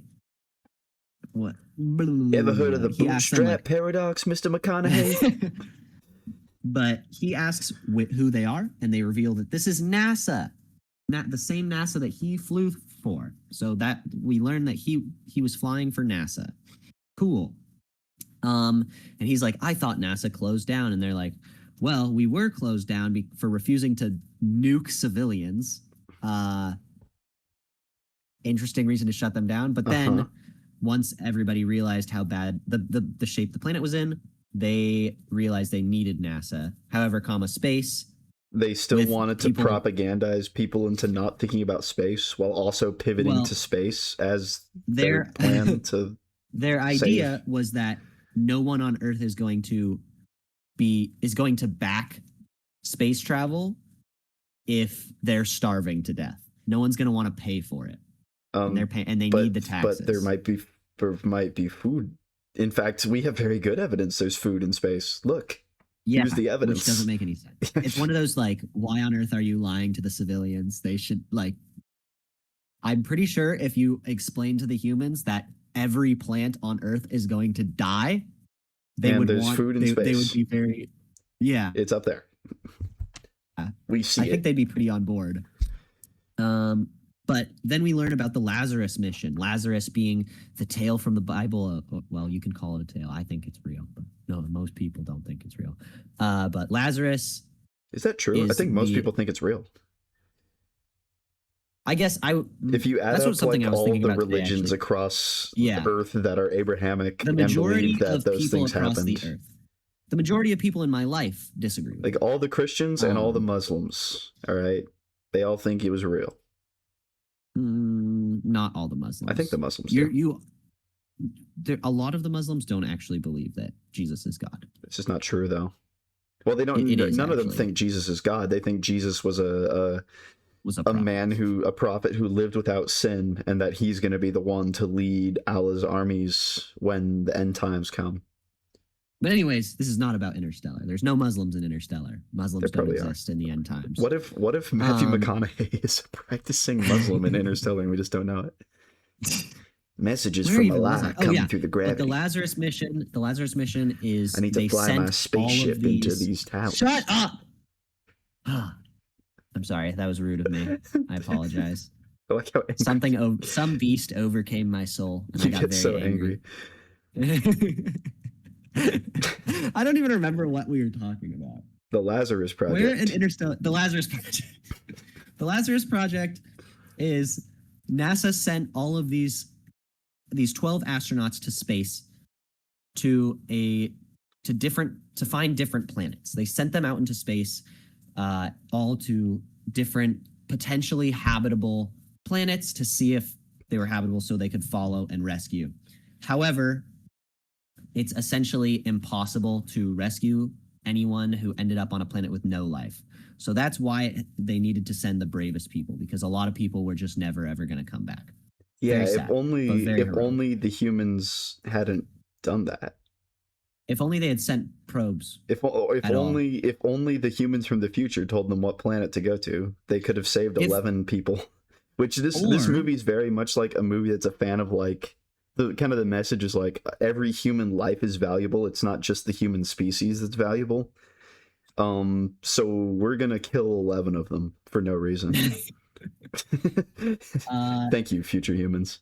You know, Wilson, I have an even better idea. I have the idea of they send TARS to places to recon them. Why did they just send 12 TARS up? I don't know. They only had one. It would have taken them too long to go to all the different ones. So, but that's not even true because we find out that the military, whatever military that still exists, has a bunch of them. They just can't spare much. They couldn't spare 12 of them to secure the future of the human race. He's the only one who had the aptitude. He's the only one who passed the test. You can be a space robot because you passed the test. When I grow up, I want to be a space robot. All the other robots are like, I don't know how to solve this mathematical equation. You're going to be a farmer. But Cooper comes up with a very good question, which is there's no habitable planets in our solar system, and the closest sun is 10,000 light years away. How on earth did anybody get there? And we go back to the boardroom and we find out about gravitational anomalies. There's some kind of being or some kind of species that has been trying to communicate with us through gravitational anomalies. Cooper experienced one himself. The plane crash that he went through was some kind of gravitational anomaly. But the biggest one was 50 years ago. A wormhole opened right next to Saturn. Oh my gosh, guys, there's a wormhole at Saturn. That's crazy. We should Hope check it wouldn't that do out. anything crazy to Saturn. Yeah, I hope that. I Hope that really Saturn's hope no, okay. like.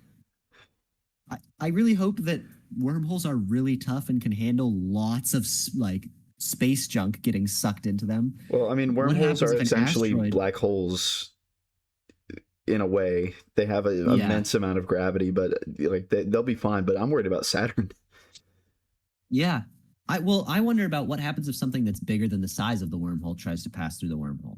Because I don't surely think there's a wormhole rocks in wouldn't there. really Does anything have happen an actual size. I mean, they're not even real, all right? Wormholes are not a real thing. But that we know of? they're theoretically real, but we have absolutely no idea how the physics of them would even work. We have no clue, Yeah. and we'll never know.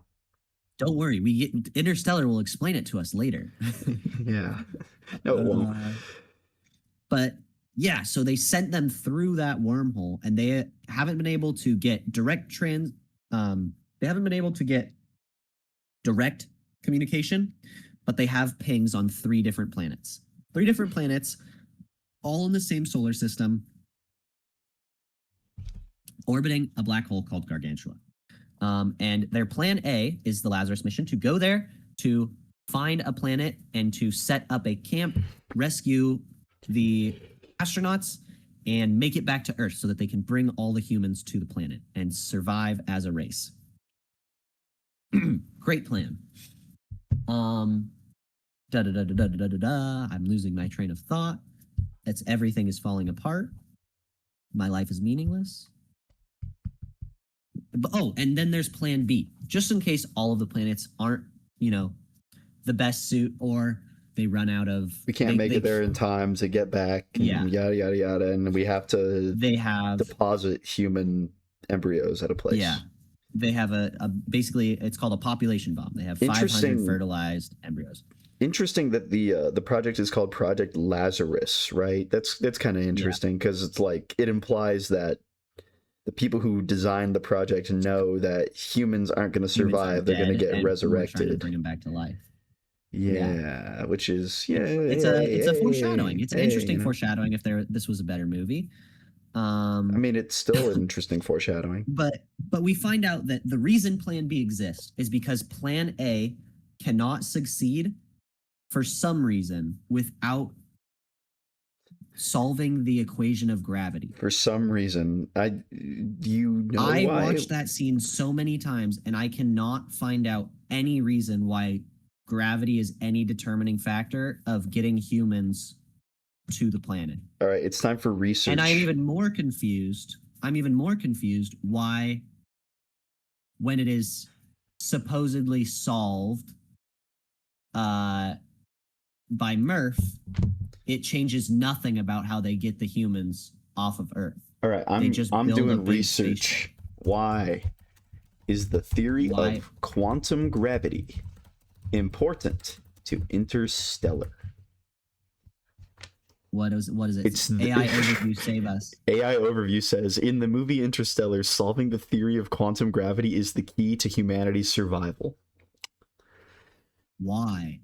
Nice. Okay, Professor Brand needs it to create a functional equation that allows people to manipulate gravity, bypassing the massive energy and fuel limits of conventional rockets so that giant colony ships can lift off. Okay.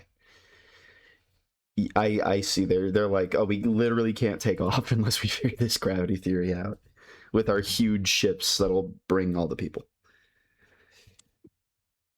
So, questions, right? Several. First of all, 1 second, I'm looking another thing up. Many small ships is totally an option, right? You don't like. We don't need huge colony ships. Yeah. Like we can just make a ton of those Rangers. Yeah, right? We can make like a bunch of it. Like it's literally nothing else is more important. However, how many materials do we have? We're gonna make as many as possible. If when possible, we're gonna make multiple trips, right? Yeah, because we kind of have relativity on our side a little bit. I reckon it's time to talk about green energy. What the hell is green? Oh wait, oh, green energy, like solar So panels. Okay. So solar panels, right? We all know what a solar panel is. It absorbs UV rays from the sun and converts it into energy. We use them on our spaceships to get free power because there's a thing about the Earth. The Earth has an atmosphere. The atmosphere blocks a lot of UV rays. That's why, we all don't shrivel up and die from direct exposure to the sun. It's because we're being protected by the ozone. Hell yeah, But the ozone, and that's ozone why it's a layer is problem about dying. holes in the ozone. Yes. But that's Goated why layer. solar power is stupid on Earth, but really overpowered in space. It's not because stupid on there's Earth. no It's actually really atmosphere. price efficient. That's something we're gonna have to talk about off the podcast because We're gonna start an energy podcast. There That's are my three crazy energy viable. take is that Okay, nuclear energy is actually not that good and solar power is really good. I agree that nuclear energy is overrated and people need to stop glazing it constantly. I still think it's viable, but I think by far the best is hydropower. Hydropower is infinitely cheaper and Hydropower is infinitely cool, but more it like efficient than solar power. wrecks like environment. So you have to do so No, much like it moving around. Anyone who's how on your what river, no. What are you talking about? yeah, it creates great big lakes. You know that And it kills there's fish. way more. No, there is so okay. Number one, dams have almost saved salmon populations in many places, but more importantly, dams are like one of the smaller ways that we generate hydropower. You can generate hydropower with a barrel in the ocean. It's so cute when you get so passionate about things that don't matter to this conversation at all. You're just wrong. There's so much more to hydropower than just a dam. Oh, you know It's so what? much more complicated. It's okay. I believe you. You I infuriate believe me. you. What do you want? I said I believe you. What more could you possibly want? Hydropower is really cool. I like hydropower. We should do hydropower, guys. It's really cheap and it builds cool stuff. Yes. Yes, we should. But yeah, so a lot of the If you problems that if they're you having agree with are him, hit the like button. Subscribe. a lot of the problems with them is they need fuel and they need power. It seems everyone is drilling for oil and everyone is using solar power. So what's the problem? Why I don't understand. Yeah, they all just have pump why jacks in their yards. Yeah. And I don't That understand doesn't even really why make sense because there's not like oil everywhere. I guess maybe the McConaughey's Actually- happen to live on oil deposit. Which can you I don't grow know. soil on, or can you grow plants on like Yes. oil-rich land? Okay. It doesn't like ruin the Uh, seeds or anything. No. Okay. But I'm not an oil man. it just depends how far down the oil wells I'm would not. be, It's right? this If the isn't oil There well Will Be is Blood. 10 All right. feet I'm not an underground, oil maybe. man. I have not abandoned my child, and I am not a false prophet, and God is not a superstition. All right. You know what? Based. I agree. God's an not a oil man. superstition. Thanks. But jeez, I keep losing my train of thought. I can't handle this. Dude, This is gonna be the there's record too many for the most references, side man. tangents. We've got we got reference overload this episode. Why on earth are they not putting solar powers on literally every spaceship? It would solve so many problems, but they don't, and Would that it get them bothers me. fuel? And I think about that. It wouldn't get them rocket fuel though. That's one of the It problems wouldn't they get them have. rocket fuel, And it also wouldn't like but make it easier for them to take off. If anything, it'd make it harder. yeah. But here's the thing: is a lot of the times we see them, they use this kind of like compression technique to generate thrust and to generate spin. We see that it's not like fuel; it's some kind of compression thing, which you can do compression without oxygen. You can do compression with just power. So theoretically, you don't need to go super super fast. You just need a little bit of a push, and they can generate enough push to spin. So why can't they generate enough power or enough push to go forward? Right? That's how Newton's third law works. Yeah. Which is what they talk about that later. Yeah, I don't know, dude. I got another question about the confused me. quantum gravity theory. How does knowing the quantum theory of gravity allow them to overcome it? Like, okay, sure, we know the theory now, but like that doesn't change the How do you constraint. put it into practice?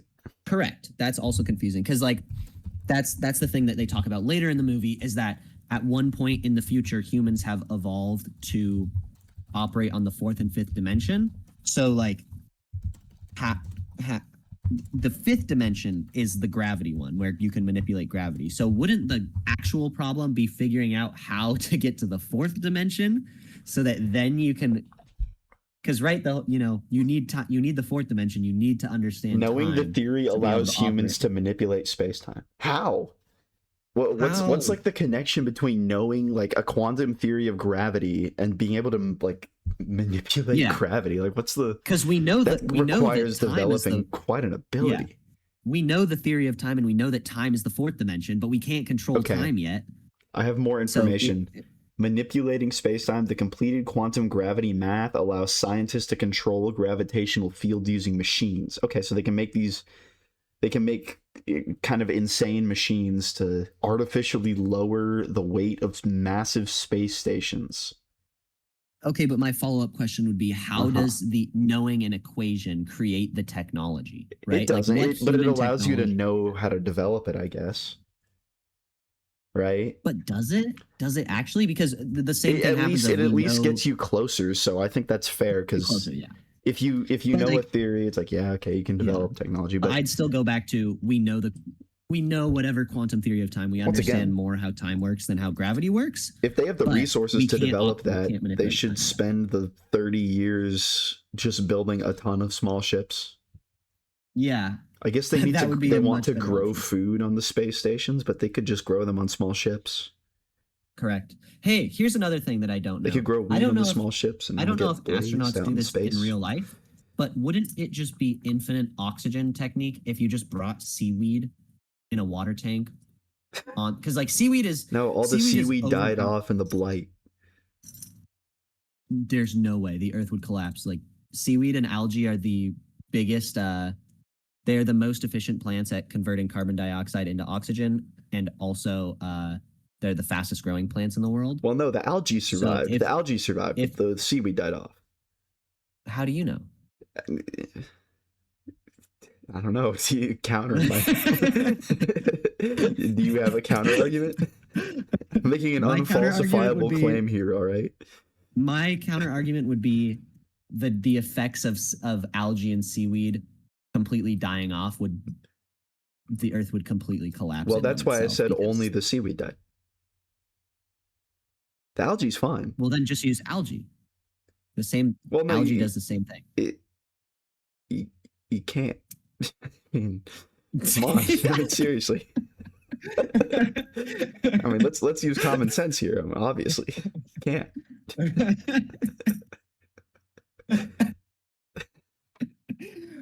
We've been recording for what, Can't 2 do hours, this. and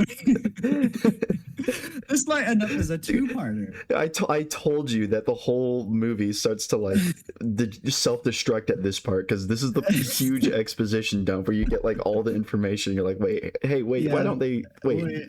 Hold, wait, come on, wait. wait. We had to do all this weird like time travel shenanigans to make this justify this. Come on. There's like how many millions of people are left? They could have come up with something. Man, we got to solve the quantum theory of gravity We do. We should with solve, knowledge I from the reckon we can future solve it. that we couldn't have even gotten to that future if we didn't have it.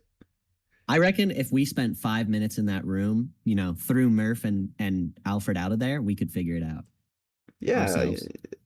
yeah, based on every I watch a YouTube intelligent video. thing we've said during this. Yeah.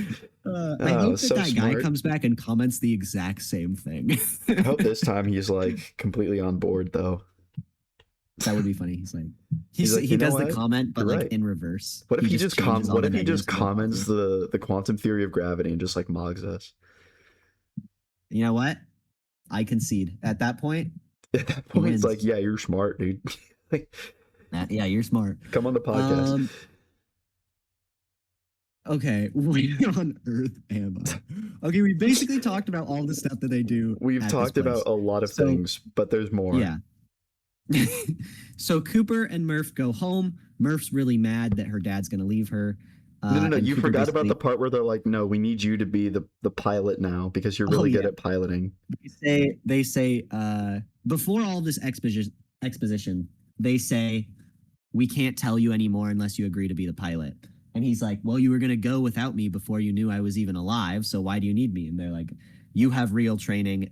Everybody else hasn't gone past the simulation. Why And didn't you're they the just best go pilot get him? ever. They didn't know he was alive, supposedly, I guess. How? Because he said, before today, you didn't even know I was alive. Why wouldn't they know that? I don't know, They're dude. like, Because he's like they have not in records hiding. still. Like He has he just family went to a members and parent runs a teacher very successful conference. And farm. It doesn't make any sense. what do they think happened to him after he left NASA in the first place?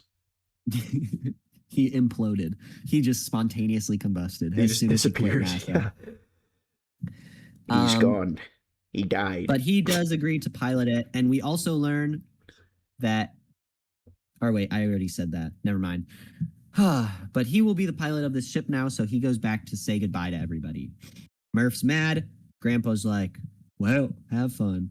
And Timothy Chalamet says, Can I drive your truck? And he says, it's your truck now. I'll make sure they bring it back. But in the room, Cooper is with Murph, and she's set up a wall so he can't break into her room, but he breaks in anyways. And she's very mad that he's leaving. And so as a way to try and console her, he gives her his watch. And he says, I'm going to be in a place where gravity's different, which means time might be different, which means time's going to run faster for you than for me. And he says, when I get back, we might even be the same age. This sends her into a fit of rage because she's like, you literally don't even know when you're coming back.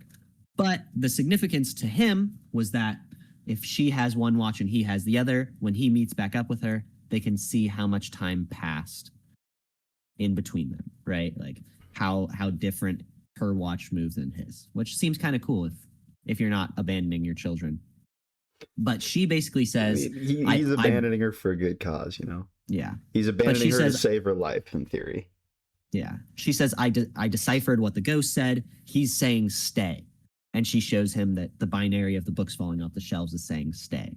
Yeah. Which will come up later. Neat. Yeah. And this makes me wonder, like the payoff like that. So the project of Interstellar actually existed before Nolan took over. And it was going to be made by Spielberg. And that makes me wonder, like, what would a Spielberg Interstellar? Because Nolan, it was an existing project, but he changed the script like significantly. Versus, what would a Spielberg Interstellar have even looked like? Maybe it was just the exact same script as Disclosure Day, and he finally got to actually make it. I don't think Spielberg is like mature enough to create an Interstellar type movie. Spielberg thinks he's mature enough. There would be more like wacky space hijinks and stuff. The robot's humor setting would be at 110%. Oh yeah, the robot's humor would be way more humorous. The whole movie would have been about robots in space trying to save humanity. Yeah. But he's like, Murph, don't make me leave like this. And she's like, maybe I'll stay mad. That wacky alien sidekick. Wacky alien sidekick, dude? That would 100% be in the Spielberg Interstellar. This is Zorpelton. He's at the NASA base. Hello, it's me. We communicate through gravity. I've been using like gravity to figure out how to get here through the wormhole. I imagine that like they get to the other solar system and they're all like looking out the window at Gargantuan, and somebody goes, "Now that's a black hole." Yeah, and the aliens are like, "Wow, that's a big black hole." Going back to my solar thing for a second, my solar autistic tangent. Hang on, Murph would be like talking to the ghost, and she'd be like, "The ghost, it says beep boop."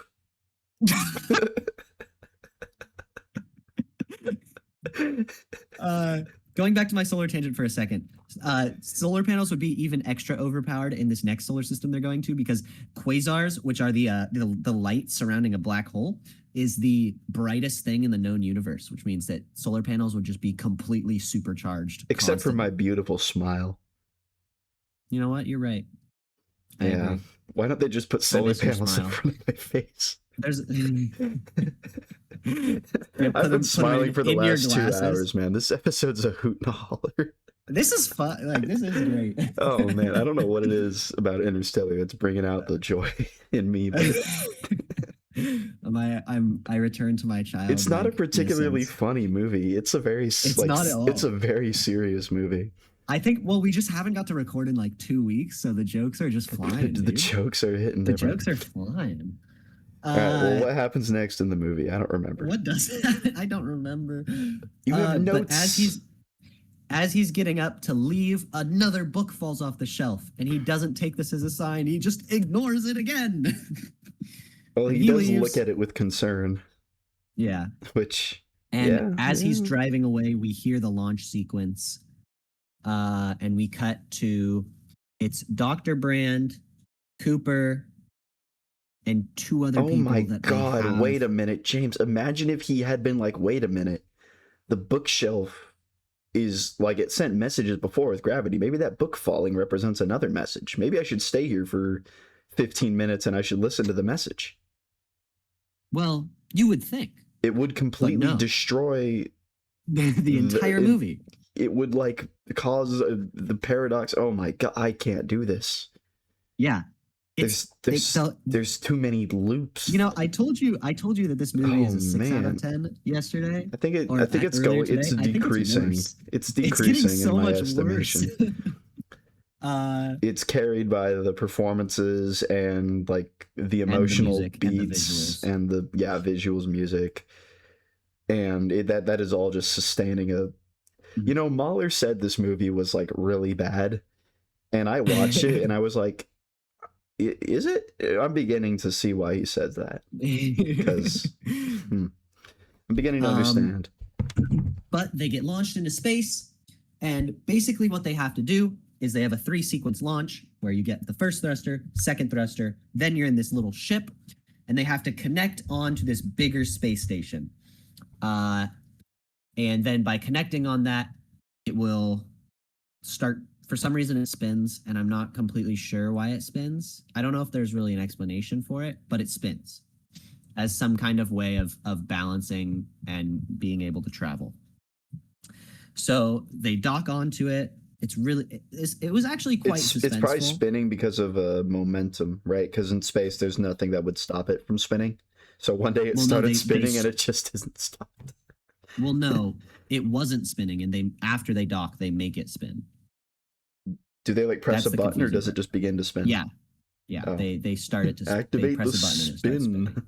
That's literally they say activate rotation or something. Like, Case, turn on the rotation. Do you not like riding in like those like toys at the park that like spin around? Did you not do that thing in like when you were a teenager where you just sit on those things with your buddies and try to make them go as fast as possible? I did that with you. I've done that with you on many occasions. Oh yeah, I'm sure that has happened. Like that's what they were doing. I'm fairly certain that I flew off of one into you at one time. It's like the most fun you can have. It is at so much age fun. Like 16. Yeah. But they dock onto this thing, and they learn that it's going to take 2 years to get to Saturn. And they are all preparing for hypersleep.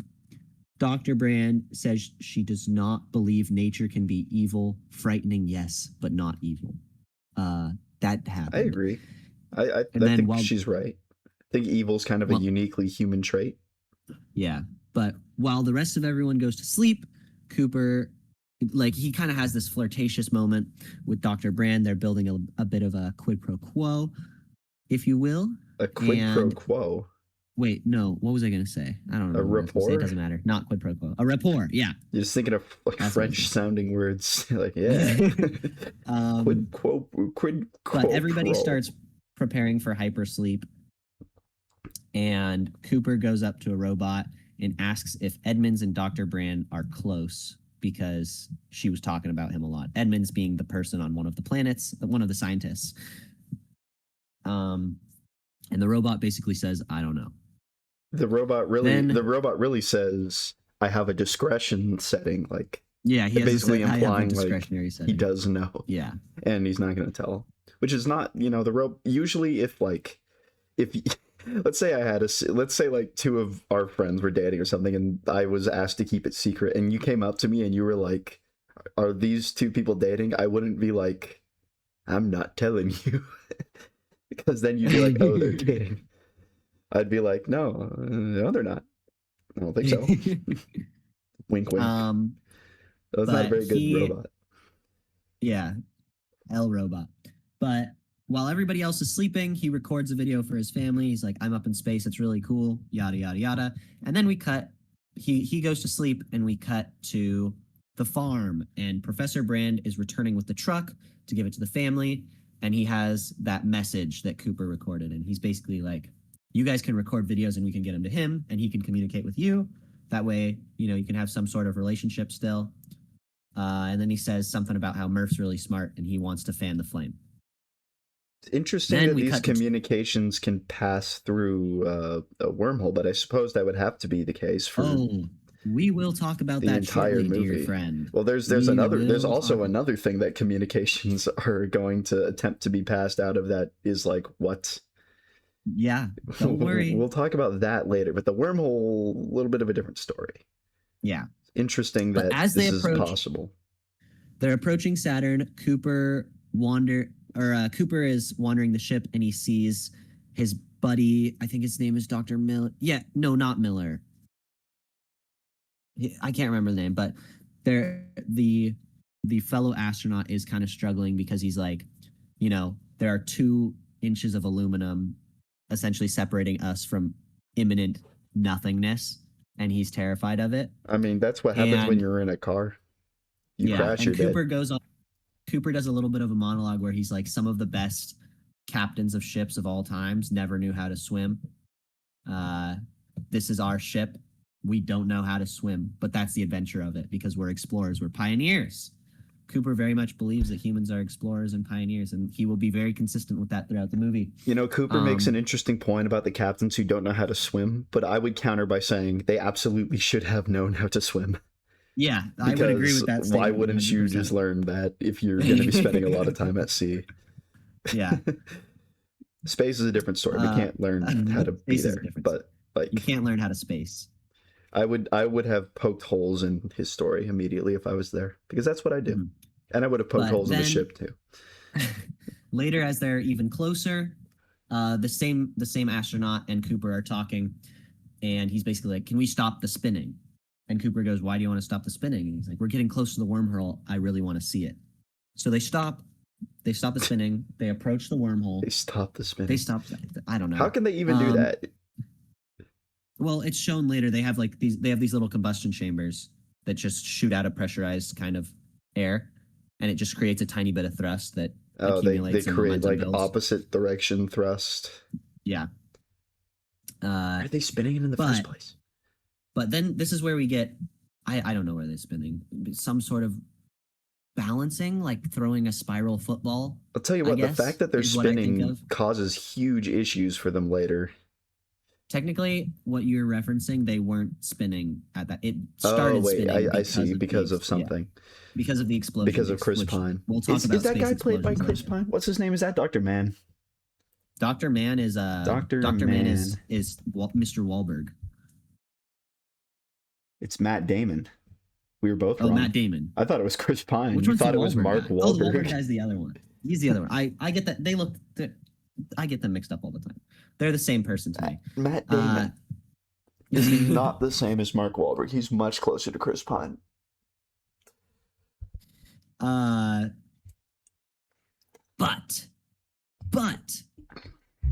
shoot. I can't handle this. They're entering the wormhole, bro. So they're approaching the wormhole, and Cooper's basically like, it's a sphere. And then this is where we get our exposition of. We're explained that a wormhole is the idea that we need to travel from point A to point B. But, on this piece of paper, this 2-dimensional piece of paper, the line is really long. It takes too long to get there. So you take your 2-dimensional / 3-dimensional space and you fold it in 2 so that point A and point B meet on a on a two-dimensional space in a three-dimensional realm. But to do that, to make a two-dimensional space enter a three-dimensional realm, it has to appear as a three-dimensional object, which is why a three-dimensional circle would be a sphere. Which, okay, like I explained that in a very poor way. I don't even know what you just said. Yeah, honestly. I don't know enough about it to explain it. I know a very rough, like, yeah. Yeah, they had I like a can't teach it very to someone, but accomplished I understand what physicist I'm on saying. set for this entire movie, which, interesting. Was it Neil deGrasse Tyson? It was not. Oh. It was not Neil He could deGrasse explain a Tyson. wormhole. I have no idea if Neil deGrasse Tyson is actually like a reliable source on anything, or if he's like one of those scam artists. I like his hair. He's got nice hair. It's very poofy. I like his voice. But He sounds very. They start going through the wormhole. You should read and documentaries. Yeah. here's the part where I get confused. Is they go through the wormhole and it's more like the what's the thing that Thor uses? I can't remember what it's called. The Bifrost. Yeah, the Bifrost. It's more like the Bifrost than a wormhole because they just kind of get like sucked through this vacuum to take them to another place. When in reality, like if a two-dimensional space was folded in on itself to create point A to point B, it would be more like walking through a door in my mind. Likely you die. I think. I think a wormhole would probably destroy you if you went into it. Yeah, that's what I also think because wormholes. But and I've black seen holes are Stranger very Things similar. season 5, so what hand was wormholes better, Interstellar or Stranger Things season 5? I'll be honest, I don't even remember when the wormholes happen in season 5. Oh, I have it's no the idea upside what you're down is a referencing. wormhole, remember? And the Oh fucking yeah, you're abyss is right. on the ceiling. Oh no. I forgot about that. I can't believe that Oh, happened. that did happen, didn't it? They did that. Yeah, and That was a and thing. 11 punched. No, it wasn't 11. Nancy shot the fucking thing and punched a hole in the side. And 11 used her powers to stop the vacuum of space. Not even the vacuum of space, the vacuum of like non-existence. That movie. Or I can't believe that show happened. I can't believe how far that show fell, man. Generational. That's like rivals Game of Thrones for like I'd say it's terrible worse. endings. I don't think. Do you think Game of Thrones entered 1 out of 10? Because Stranger Things was a 2 out of 10, but it had interdimensional space travel, which makes it a 1. Not exist. Well, I don't know. Stranger It Things was more nonsensical, but Game of Thrones was more insulting. Is what I'd say. So Stranger Things probably objectively worse, but like. But it didn't hurt as much. Yeah, the end of Game of Thrones like pissed me off. The ending of Stranger Things made me laugh with joy. What is going on? And also, you had to go through seasons 2 through 4, so it was already like falling off. Well, I strong. mean, so was Game of Thrones from like season 5 on. Yeah, but it's still like the first half of the show is really good. For Stranger Things, it was like season 1's really good. Yeah, it was like one season of TV that's really good, and then just slow fall off. And Game of Thrones, it was like 4 seasons of genuine peak, and then the fall off. Yeah. Like it doesn't get much better than Game of Thrones season 1 through 4. It doesn't get much better. Yeah. And something confusing is said where like all of the alarms are going off and Cooper tries to he reaches for the controls and someone says your 3-dimensional controls won't work in this 4-dimensional space. I thought it was a 2-dimensional bit. I guess they're assuming that I'll go with the movie. It's a higher dimension. Yeah. I disagree because I disagree. Here's the thing. If I can move in 2 dimensions, but only 2 dimensions, and then I enter a 3-dimensional space, I can still move those 2 dimensions because they're still there. I just can't move in the 3rd dimension. So it doesn't like a 4th dimensional. Make any sense to me. The 4th dimension is time, right? Correct. So a 4th dimension would mean like You're traveling across time. Inside the black hole is the fifth dimension. That's a 5-dimensional Interesting space. that the understanding So is that gravity is the only thing that can move across time, and yet here we have matter moving across time in a spaceship through a wormhole. that's interesting. That's actually really interesting to think about now that I think about it. Is yeah, they had matter moving across time, which would implicate that. Then why wouldn't his controls work? Because that doesn't make any sense. Oh why no, didn't the future falling apart humans put the more. wormhole closer to Earth?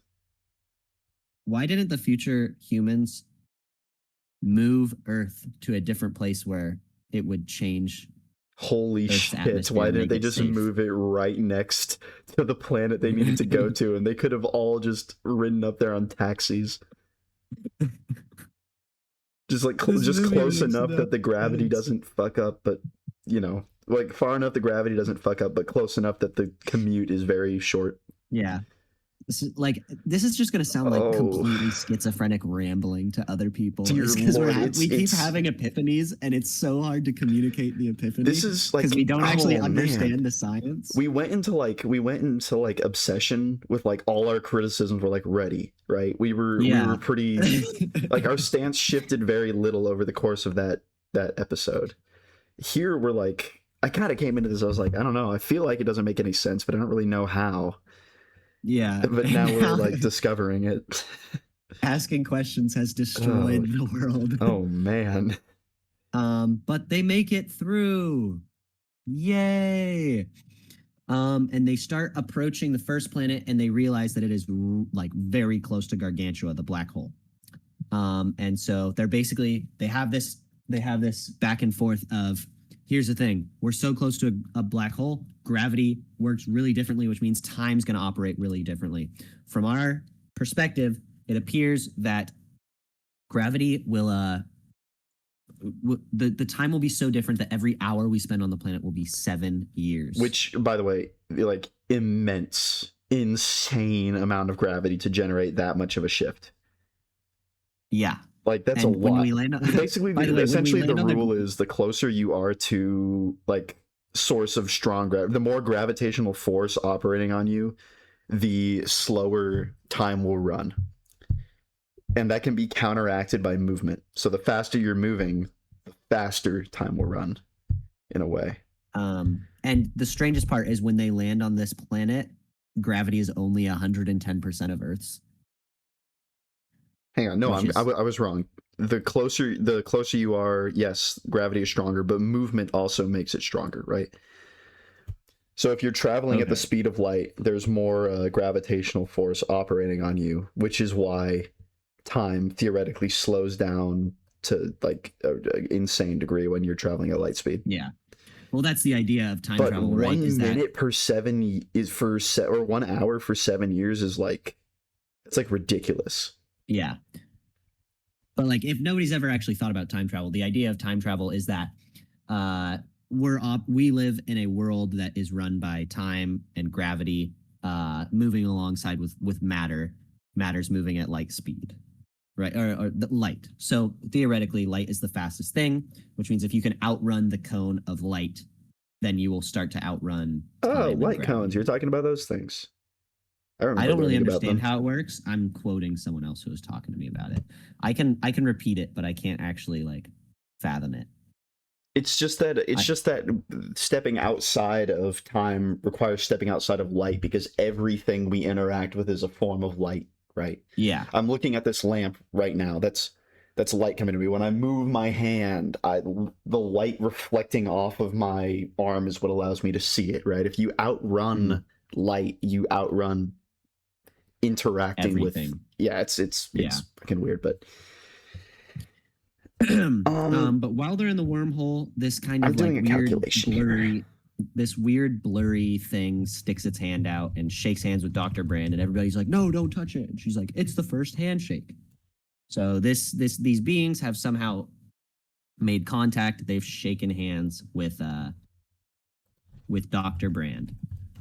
But afterwards they make it. They're talking about, we need to view time as a very serious resource because all of these places time's Wait a gonna minute. run differently. I need to give you this this math calculation real quick. This is incredibly funny. Yeah. Okay, so at 100% of the speed of light, right? Time theoretically stops You just- completely, right? At 99% of the speed of light, 99%, so damn near all of it. For every year that passes, about 7 years will pass for people on Earth. So being on this planet is 7. Wait, it's 365 days, and then for 7 years, multiply that by 24 for every hour. It's like they would not be okay. On this planet, they would die. They'd die so fast. They would become eviscerated, right? By that amount of force, right? I'm not because that sure would mean if that they'd be eviscerated or crushed. I don't know.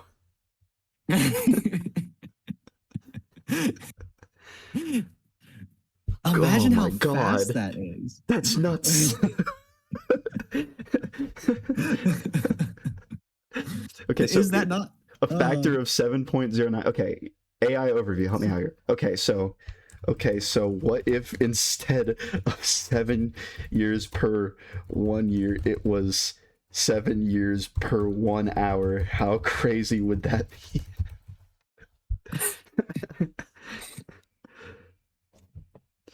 Well, I reckon like in between 99 and 100%, It would be actually it doesn't change that much. 99.999999867% of the speed of light.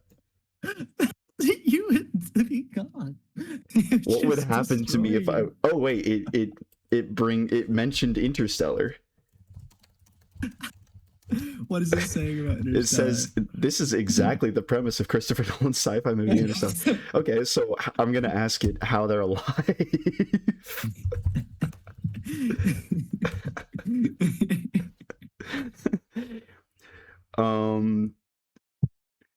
To survive that insane amount of time dilation without being instantly crushed, Nolan and his scientific consultant Kip Thorne had to rely on a very specific mathematical loophole.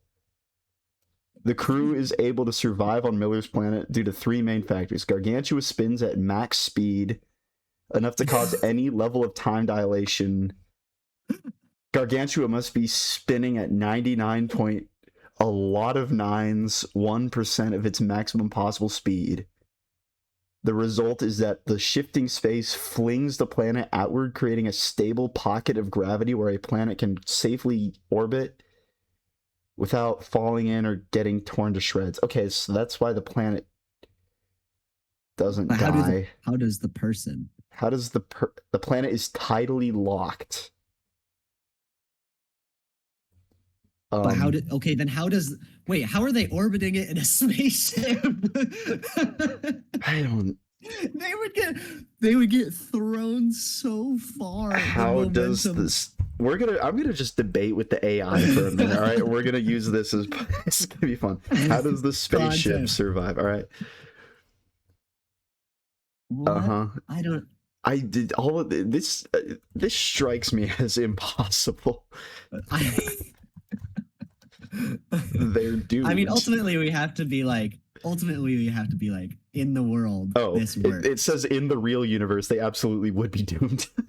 It relies on a perfectly idealized scenario that would never happen in reality. They would be fried by cosmic radiation, obliterated by space dust. Also they took off from that planet. So there goes that whole quantum gravity thing, because that planet's gravity is so much fucking stronger than Earth's. Good Lord. We're gonna talk about this. How much stronger is the gravity of Miller's planet than Earth?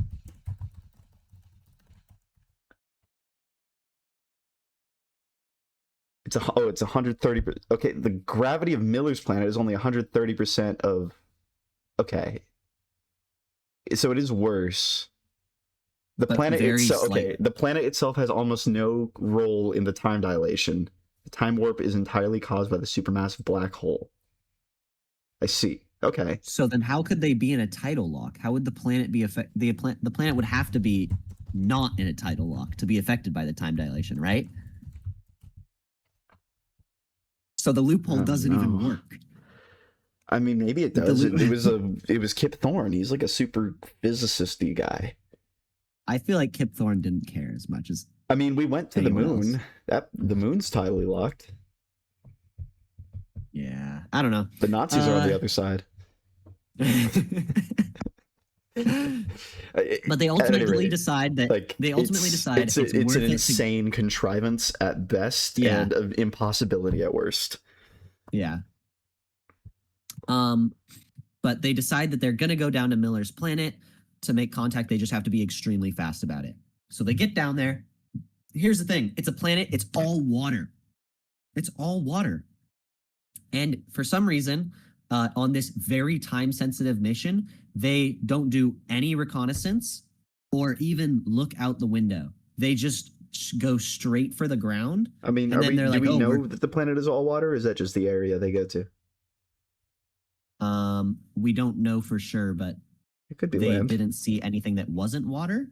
And if there was land, then it makes it even worse that they didn't do any reconnaissance. Well, they're going to basically get Dr. Miller. But for some reason, they land. So they're just going to away. his transponder. They decide to land super far away and go out on foot. 200 yards isn't too far. It isn't too far, but if you were, it's a in dichotomy the water with the extra gravity, it would be kind of a struggle. It would be a kind of a struggle, and then also simultaneously, if you were that close, you would fly around for a second to see if you could spot her from the air, right? Like if you're doing search and rescue with a helicopter, you don't just land the helicopter somewhere and get out. No, you use the helicopter. As much as it is useful, yeah. Yeah.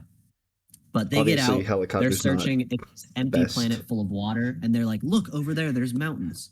They're not mountains, they're giant tsunamis. It's a giant tsunami planet. But they don't realize this, and they're looking for Cooper in this ultimate nothingness. Can't find her, and they find the wreckage of a ship. Ultimately, what has happened, time moves differently on this planet, and it's only been a few hours since Dr. Miller originally got there. So whatever ping was sent out has been, endlessly sending out, but only an hour on this planet. For years at home, which this is the problem of how on earth did the radio waves travel that fast that it could ping off this many times. Right? Oh yeah, it would take a minute for the radio to. But they're receiving them instantaneously. Would the radio transmissions not get sucked into the black hole? They would. They would get sucked into Gargantua because they wouldn't be able to control what way the radio, they can control what way their ship goes. They can't control what waves the pinging. No pinging would work at all in this solar system, unless they have some sort of fourth dimensional technology. Fourth-dimensional radio. Maybe actually, I have the explanation. The future humans are fucking with the space-time. Go to the tsunami planet. It would be really funny. They're messing with they're making the radio transmissions go through. Also, why wouldn't the future humans help them out by reversing the time dilation? Why wouldn't the future humans tell them not to go to the tsunami planet with no one on it? Even if they have to for some reason, they could have just used their ability to manipulate gravity and time space to make it so that they don't age. They don't 23 years. It could have made it normal. Okay, this is probably the most amount of problems in a very short span because they don't look around at all. The fucking base was pretty bad. Bad. Because this is all immediately after all of the actual black hole problems. Is this planet also happens, and it's so world destroying because they have jetpacks on their number one. The jetpacks that they use would completely rip your arms out of your sockets if you actually use them in practice. But assume that they have super shoulders in these worlds. Anne Hathaway, eating all that okra.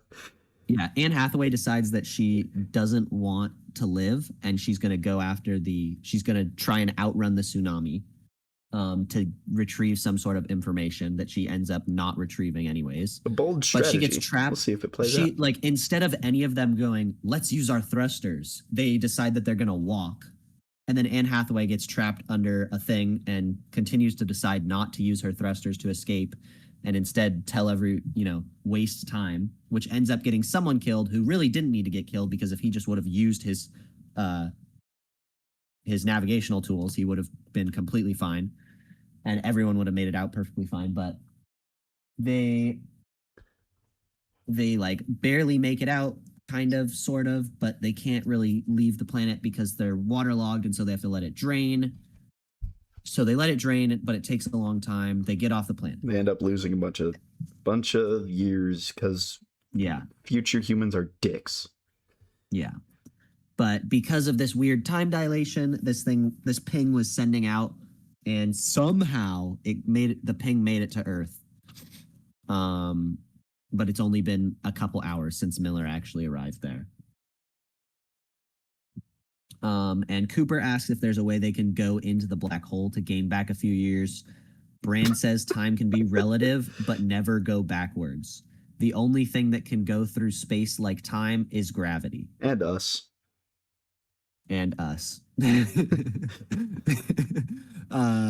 But Cooper asks if gravity beings could be talking from the future. I need to fact check our previous criticism.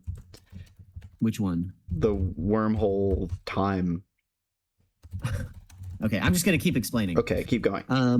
So Cooper is like seeing if the gravity beings could communicate from the future, and theoretically they could, because they operate in a fifth dimension, which means they're operating in 4 dimensions, with the fourth dimension being time.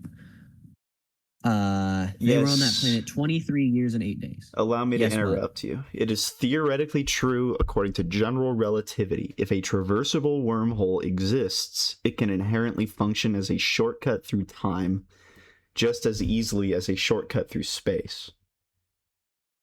A wormhole does not automatically act as a time machine. So we were right. Yeah. Yes. Sure. In 1988, Kip Thorne. Oh my god. Dude, they got the wormhole guy to make the wormhole movie, and the wormhole still didn't make any sense. Kip Thorne and his colleagues published a landmark paper showing that you can convert a normal spatial wormhole into a time machine using standard time dilation. You launch the rocket. Oh god. I'm not even going to read this because... But in the past 23 years, Murph has gotten a bunch of messages from his family, and he watches them all. Tom, played by Timothy Chalamet, and then someone else has gotten married. He had a kid, then his kid died, then his grandpa died, then he had another kid, and he stopped sending messages because he needs to let him go, because it's been 23 years with no response. Really sad, heartbreaking. Yeah, I mean, that's tough. I think this is the best scene. But I agree. The way we got here, it's really bad. He would just simply not receive these messages. It wouldn't happen. Yeah. And then we get a message, the first message from Murph, and she says, "Today I haven't been sending these, and I really didn't want to send them even more after you stopped responding. But today's special because it's my birthday, and today I'm the same age as when you left. So it would be really, really nice if you'd come back." This, thinking about it, this is because, obviously we're objective movie view. We try and be as objective as possible when we talk about these things. But, if you take these scenes for themselves and you actually put yourself in the spot, have some empathy, you damn Wheeler, have some damn empathy. Put yourself in the shoes of the people of. Why are we're just talking to Wheeler now? Wheeler. But it would be this is a horrible scenario to be in. This would be heartbreaking, to literally watch your children become adults and lose their faith in you as their father, and you can't do anything about it. You can't do anything about it. Yeah, and you can't do anything so brutal. much about it that you're watching them grow up, and you haven't grown up at all. You watch their whole lives come up to you and surpass you. That would be world shattering. Yeah, I couldn't. It's the best thing in Interstellar. That would send me into the drama around the characters surrounding that whole concept. That's the best part. Most of the other stuff in it is is pretty bad. Yeah. But then we get cut to Murph. She is with Alfred, and she's like, we've been trying to crack an equation without ever changing the. We've been assuming the time is a constant essentially, but we have no way to actually track time. So we've been trying to, solve it with both hands tied behind our back. And then Alfred is like, I'm going to go talk to my doctor. I'm going to go talk to my doctor. We're going to find out but whether one back on man the spaceship. just wants to watch the world burn. I'm going to watch all the farmers in the world suffocate and burn. We're so behind.